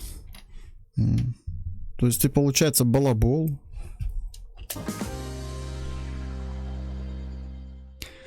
Прошла неделя, как я ушла от Кирилла. Плана, что делать дальше, у меня нет. Это вам? Спасибо. Че пошел? Держи. Это тебе. Дари это своей Насте. Не, спасибо. Я вот сюда поставлю. Хотя бы Ну, посмотри, что там. Давай мы, пожалуйста, успокоимся все вместе, ладно? Правда, что... Почему после такой ситуации я должна просто... Блин, я не знаю, вот, честно. Вот, ну я просто говорю, деваться некуда. Только если чисто из-за материальной темы всей. Нахрен бы послала его и все. Что за прикол вообще? Это уже бред какой-то. У них даже еще ничего особо не началось. Он уже, блин, ходит, блядствует. Что это за парень такой? Успокоиться и спокойно на это реагировать. Ну, смотри, почему тут ты сейчас такие вопросы задаешь? Я тебе просто... Давай ругаться будем, во-первых, не при маме, я думаю. А остальные все вопросы, которые у нас есть, мы можем с тобой обговорить дома. По поводу этой всей ситуации я тебе все могу объяснить, и мы с тобой нормально ее обговорим. Не как в прошлый раз с какими-то психами, истериками и, можно сказать, там какими-то рукоприкладствами. Да? Я думаю, надо уже реально собираться домой, раз мы решили реально то, что ребенок, семья и все там удали. Я думаю, можно пойти Кто домой. мы решили? Мы решили. Мы не Ты, может, решил? единожды раз с тобой об этом разговариваем. Дочь, давай. Это просто мама сидит. Сейчас мама только отойдет. Слышь, ты чем мне тут мозги паришь? Ну-ка, иди сюда. Ой, там начнется. Я говорю, хитрый тип вообще. Сейчас сидит. Попытаемся, поговоришь. Стоит. Может быть, все будет хорошо. М? Ну, а если не будет? Я так- Блин, чувак, я теперь понял, что у тебя за бородка здесь. Она, кстати, к твоей ситуации, к данному событию, она тебе подходит неплохо. Еще врагов не хватает. Ай, блин, да что такое? Ну зачем это показывать? Зачем мужиков так позорить? Ну не все такие, не все. Я согласен, есть такие, но не все. Ну, Буду Будет. вечно Нет, сюда бегать. вечно ты не будешь бегать. Все будет хорошо. Ух ты. Спасибо. Это за тот инцидент с телефоном. Спасибо большое. Да, конечно. Я безумно люблю очень этого человека. И я готова простить даже измену.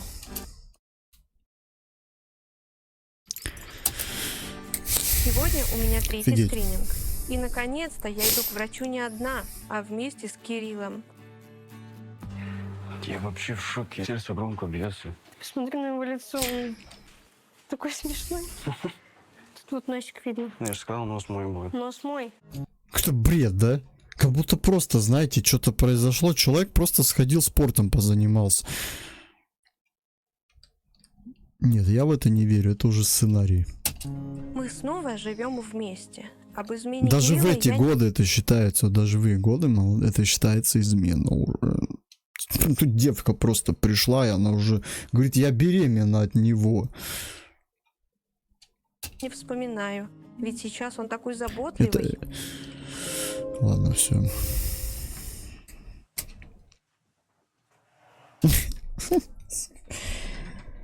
Ай, блин. Ну да, конечно, все, видишь, накосячил, сейчас будет сам тебе носки стирать. Ты что, решил полу помыть? Ты сейчас да выпендриваешься, сама мыть начнешь.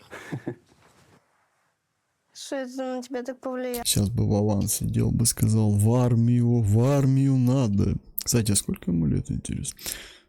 А у него впереди еще. Это он к армии готовит. Все, я понял, подготовка. Ну да, там, кстати, пригодится. Не знаю, разовая акция какая-то может быть. Нет, только там по-другому маленько это делают. Там, ну сейчас я не знаю, кстати, как это, но вот раньше куски мыла или мыло цельное просто ногами давили, ведра воды выливали на него и давали щетку, вот обувь, которую чистят, и все, и начинаешь веселиться. Прикольно. Вот он дома бы такой бы уборку сделал, был бы уже готов к армии. Надо заснять для того, чтобы потом Спасибо, ты такая добрая. не забывать об этом. Это типа означает, я решил тебе приятно сделать, а ты решила меня на камеру, да, поснимать? Ну, мне нужно... Да нормально, сейчас пол помоешь, потом можешь еще с какой-нибудь переспать. Там еще пол помоешь и все.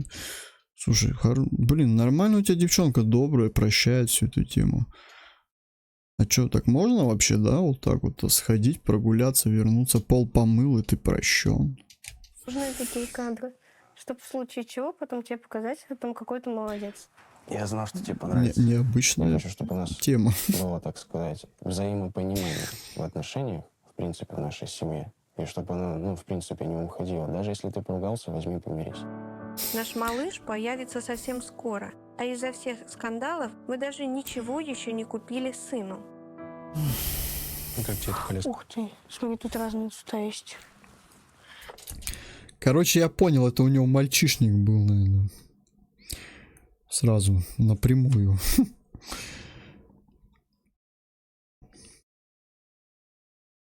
Смотри, она вот свидетельство сожгла. А если понадобится сейчас для оформления чего-либо? Она взяла его, сожгла. Сейчас вот брать, менять заново. Ну как, новую получать бумагу. Ну, это точно не для тебя. Ты ее даже не осилишь никаким образом. Это же дурная, вот эта дебильная привычка у людей, не знаю. У меня никогда такого в жизни нету. Я стараюсь как бы на таком... Я вот смотрю на них и ржу, вот угораю просто на одну категорию, вот эти, которые любят вещи портить. Телефоны разбивать, там, тряпки рвать, там, резать что-то. Вредители, короче. Можно же просто, вот, не знаю, взять и как-то обсудить мирно. Не обязательно брать вот этот телефон, разбивать там, или что-то тряпку-то рвать. Этим ты показываешь не агрессию, не силу свою, а глупость. Вот и все. Вот ты даже сам вот сейчас вот смотришь эту программу вот со стороны, как это смотрится. Это агрессия, это умно. Нет. Это, в принципе, она такая же. Они одинаковые. Только цвет другой. Ты вот Мне это вот это заметила? нравится. Это черная. Для чего она?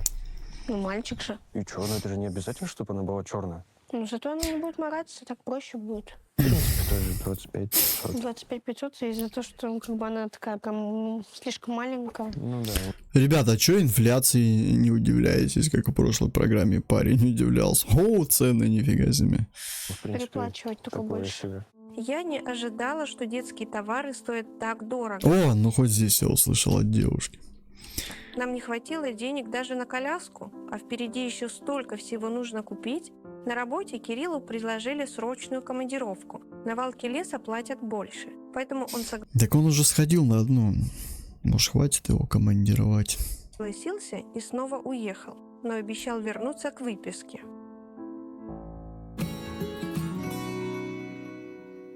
По прогнозам врачей, до появления малыша меньше недели.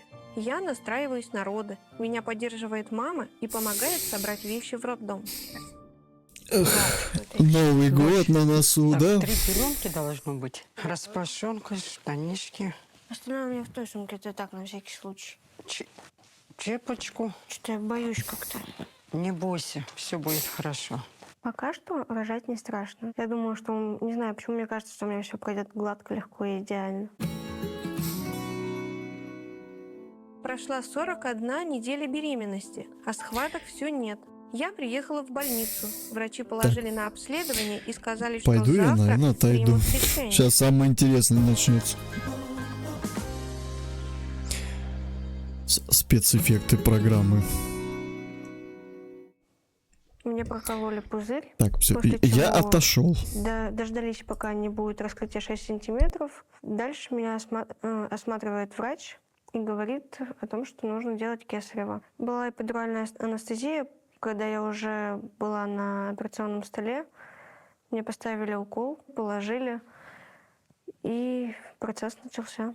Вот я лежу на этом операционном столе, чувствую просто, как будто из меня душу высасывают. Это как бы не больно, но такие странные ощущения, очень забавные даже в моменте.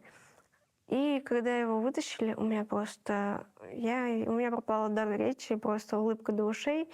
Я вижу это маленькое чудо, и все, у меня камень с души упал, когда я просто его увидела, и все, понимаю, что сейчас уже все закончится. Я выбрала имя Савелий, потому что он редкий, и то, как оно звучит, для меня этого достаточно. Роды у Алины прошли В хорошо. смысле, по какой показаниям Савелий? было проведено Не надо. А как же Марк или Исузу? Блин, сейчас. А, ну вот я появился. Как это имя? Что за Савелий? Марк, Исузу, кто у нас там есть? Какие еще мужские имена? Сейчас, подожди, надо подумать. Нет. Короче, все марки машин, только это в мужском падеже. Ой, в мужском падеже, в мужском роде, в мужском падеже. Что это такое, Лев? Мужской род. Какие там у нас есть? Перечисляйте. Какое-то имя. Сейчас не модно же так называть. Короче, девчонка молодец. кесарево сечение. Родился здоровый малыш с оценкой по Апгар 9,9. Знаешь, хоть она вначале и показалась ленивой, но мне вот как она себя ведет вообще вот сдержанно, без всяких вот этого. Ну, не знаю, она вот какая-то естественная больше. Молодец. А этот какой-то хитрожопый, не знаю, я ему не верю. Баллов. В скором времени пациентка будет уже переведена в палату и встретиться со своим малышом. Я до сих пор не могу поверить, что я мать. То есть, несмотря на то, что я с ним нянькаю сейчас в палате, такое ощущение, будто он просто ребеночек. Но люблю этого ребенка я безумно. Просто я смотрю на него, и у меня глаз просто радуется. Я не могу дозвониться до Кирилла, но надеюсь, что он не забыл про свое обещание и встретит нас на выписке. Но выйдя с сыном из роддома, я увидела только Евгению Сергеевну. Так похож на Кирилла. В смысле, Евгений Сергеевна, ты зайди в роддом, может там кто-то есть, может она с кем-то изменяет. Ты же хотела узнать. Нет, не пойдет? Скукурузился. Холодно ему. Поздравляю. Наладится все. Все будет хорошо. Все. Держись. А, кстати, она в курсе, что он изменил-то? И мне интересно, что бы она насчет этого сказала. А то она все искала соринку-то в ней. А то этот...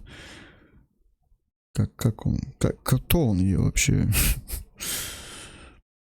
Дома меня Короче, ждал родственничек сюрприз. твой, Тетя короче, купила в подарок нагулял. кроватку для малыша. А Кирилл вышел на связь только вечером. И я сообщила ему радостную новость, что он стал папой. Он уже заждался тебя. Ты когда приедешь? Я не знаю. Правда. Хоть подержишь его на руках уже наконец-то. Глеб, ты не поверишь, как я этого хочу. Просто уже побыстрее бы. Я уже соскучился, знаешь, как сильно, просто безумно. Я уже, не знаю, уже на потолок лезу. Сейчас прикинь, хоп, такая девчонка из-за спины выглядывает. Светленькая-то. Кажется, что просто сыном увидится. Ну хотя бы так сейчас увидел, а то выходишь еще на связь редко. Счастливый человек в данный момент. То, что у меня родился сын, в принципе, как мы и хотели, как я хотел. Тебе просто повезло, что у тебя девчонка такая, другая бы тебе уже под жопу бы пинком выгнала, и все. Сын у тебя родился. Взял, блин, девчонку реально унизил. Не знаю, жалко и все. Я счастлив и безумно рад, что все так получилось. Пока Кирилла нет, каждый день после работы ко мне заходит мама и помогает управляться с малышом.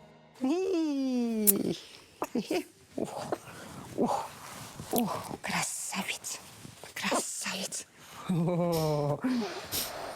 Какой вкусно пахнет.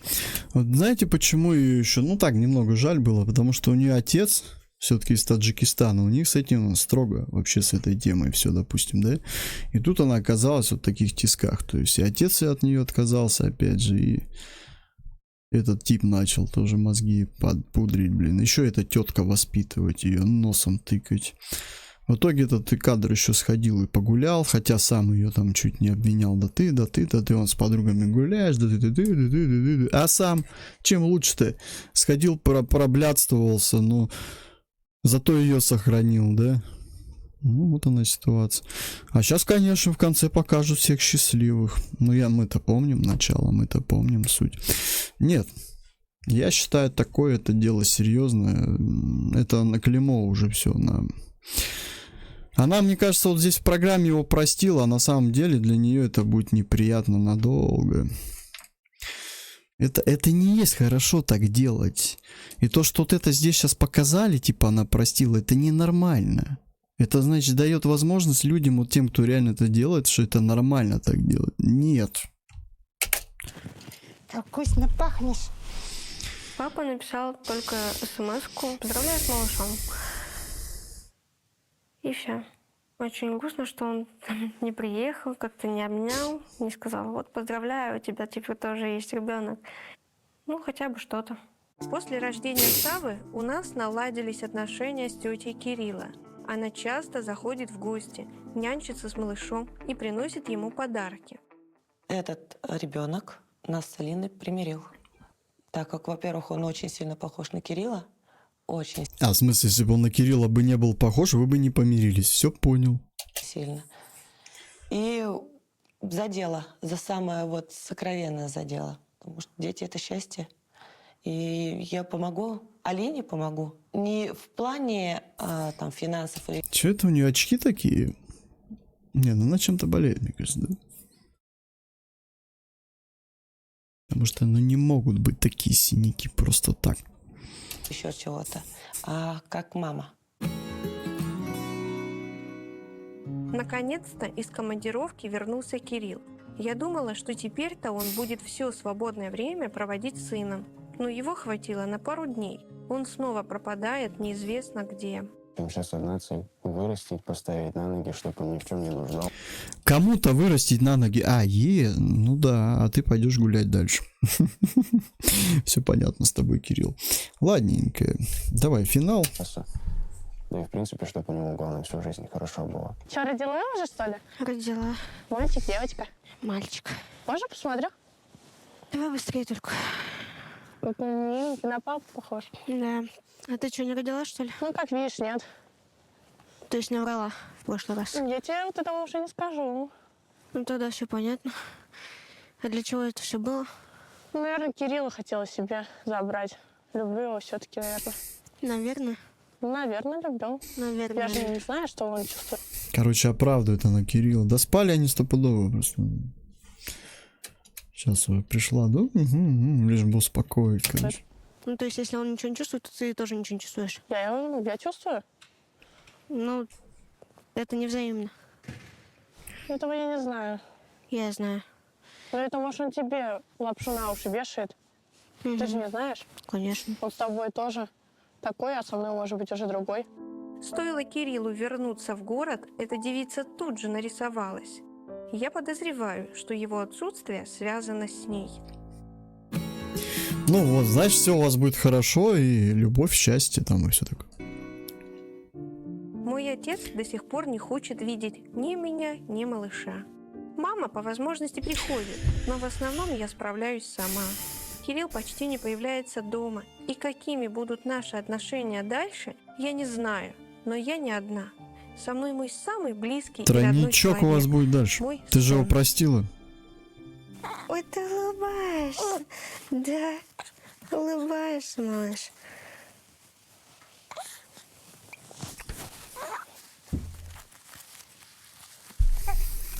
Что такое? Че, улыбаешься, да? Или тебя что-то не устраивает? Давай, рассказывай. Скажи, мне с тобой неинтересно разговаривать, да? Ты какая-то большая. Вот и все. Вот и все. Девчонкам, которые оказались в такой же ситуации, как я бы хотела пожелать сил и ничего не бояться. Потому что, несмотря на то, что у вас какие-то проблемы Терпение. Вот как вот у тебя ситуация, я думаю, тебе надо было пожелать терпения. с родителями или в отношениях, все уляжется. И ребенок просто сделает вашу жизнь ярче и лучше. Знаешь, это вот единственная, наверное, программа вот из... Хотя нет, я там один раз, по-моему, тоже, да, в какой-то программе сторону женскую поддержал. Здесь я ее поддерживаю, как бы молодец, не знаю. Нет, вполне обычная, спокойная девчонка. А то, что она там реагировала, ну, это нормально, это свойственно местами. Но он не прав, то, что он так сделал, конечно, по-свински. Это некрасиво по отношению. Как бы вы там ни ругались, чего бы у вас там не было. Если ты не хочешь быть с ней, иди. Не знаю, скажи ей все, вот я нашел другую, все, отстань. А не вот этой херней заниматься, потом вот начинается вот этот детективный сериал, кто кому что где. Ой, ладно. Как бы сами разберутся. Все, сбежал от нее. Может быть. Вот видите, не все мужики такие вот, как... Просто, ну, я имею в виду, что есть вот те, которые по столу бьют, но при этом вот творят вот такую херню, как он. Это неправильно. То есть, если ты по столу бьешь, то ты доказываешь, что ты тоже нормальный, а не придурок какой-то. Я считаю, если ты хочешь там, допустим, ограничить, что она там с подругами не общалась, все такое, будь сам ей другом тогда. Ну. А то я тебя туда не пущу, ты туда, и что, она будет сидеть дома одна, что ли? Ей же надо с кем-то общаться, с кем-то быть. Нет, она, блин, только с мамой будет общаться. Ну, вот. Поэтому, если ты не можешь дать такого внимания, не можешь это время проводить, ты работаешь такой бедненький, тогда давай возможность, пускай с подругами общается. Это уже как бы твои проблемы. Вот. А вот так вот от человека изолировать от общества, ну, я считаю, это неправильно. У каждого человека должна быть своя свобода. Человек должен сам выбирать, что он хочет. Если не хочешь, не надо. Не надо заставлять никого. Надо жить как бы не свободными отношениями. Свободные отношения — это уже другие отношения. Это уже, блин, бред какой-то. А просто не надо вот этим, там, ты там не должен, обязан, там, вот этой ерундой вот этой жить. Просто надо равноправными отношениями жить, и все нормально будет. Все. Вот. Ну, если вы не можете так жить. Если, допустим, вот вы живете равноправными отношениями, ты приходишь, у тебя девушка ни хера не делает, сидит дома, не работать не хочет, не беременна, ничего. Ты можешь просто сказать пока и все, найти другую, которая реально сама захочет. Но не надо ей говорить там, ты мне обязана. Нет. У человека должно само это как-то просыпаться все. Если у нее такого нету, ну, вот эти твои обязаны, не обязаны, ну, до добра не доведет. Так что, я считаю, это должно быть уже здесь изначально. Ладно. Все. На этом программа заканчивается. Это была Алина из Новокузнецка. Всем пока, до новых встреч. Увидимся завтра на играх.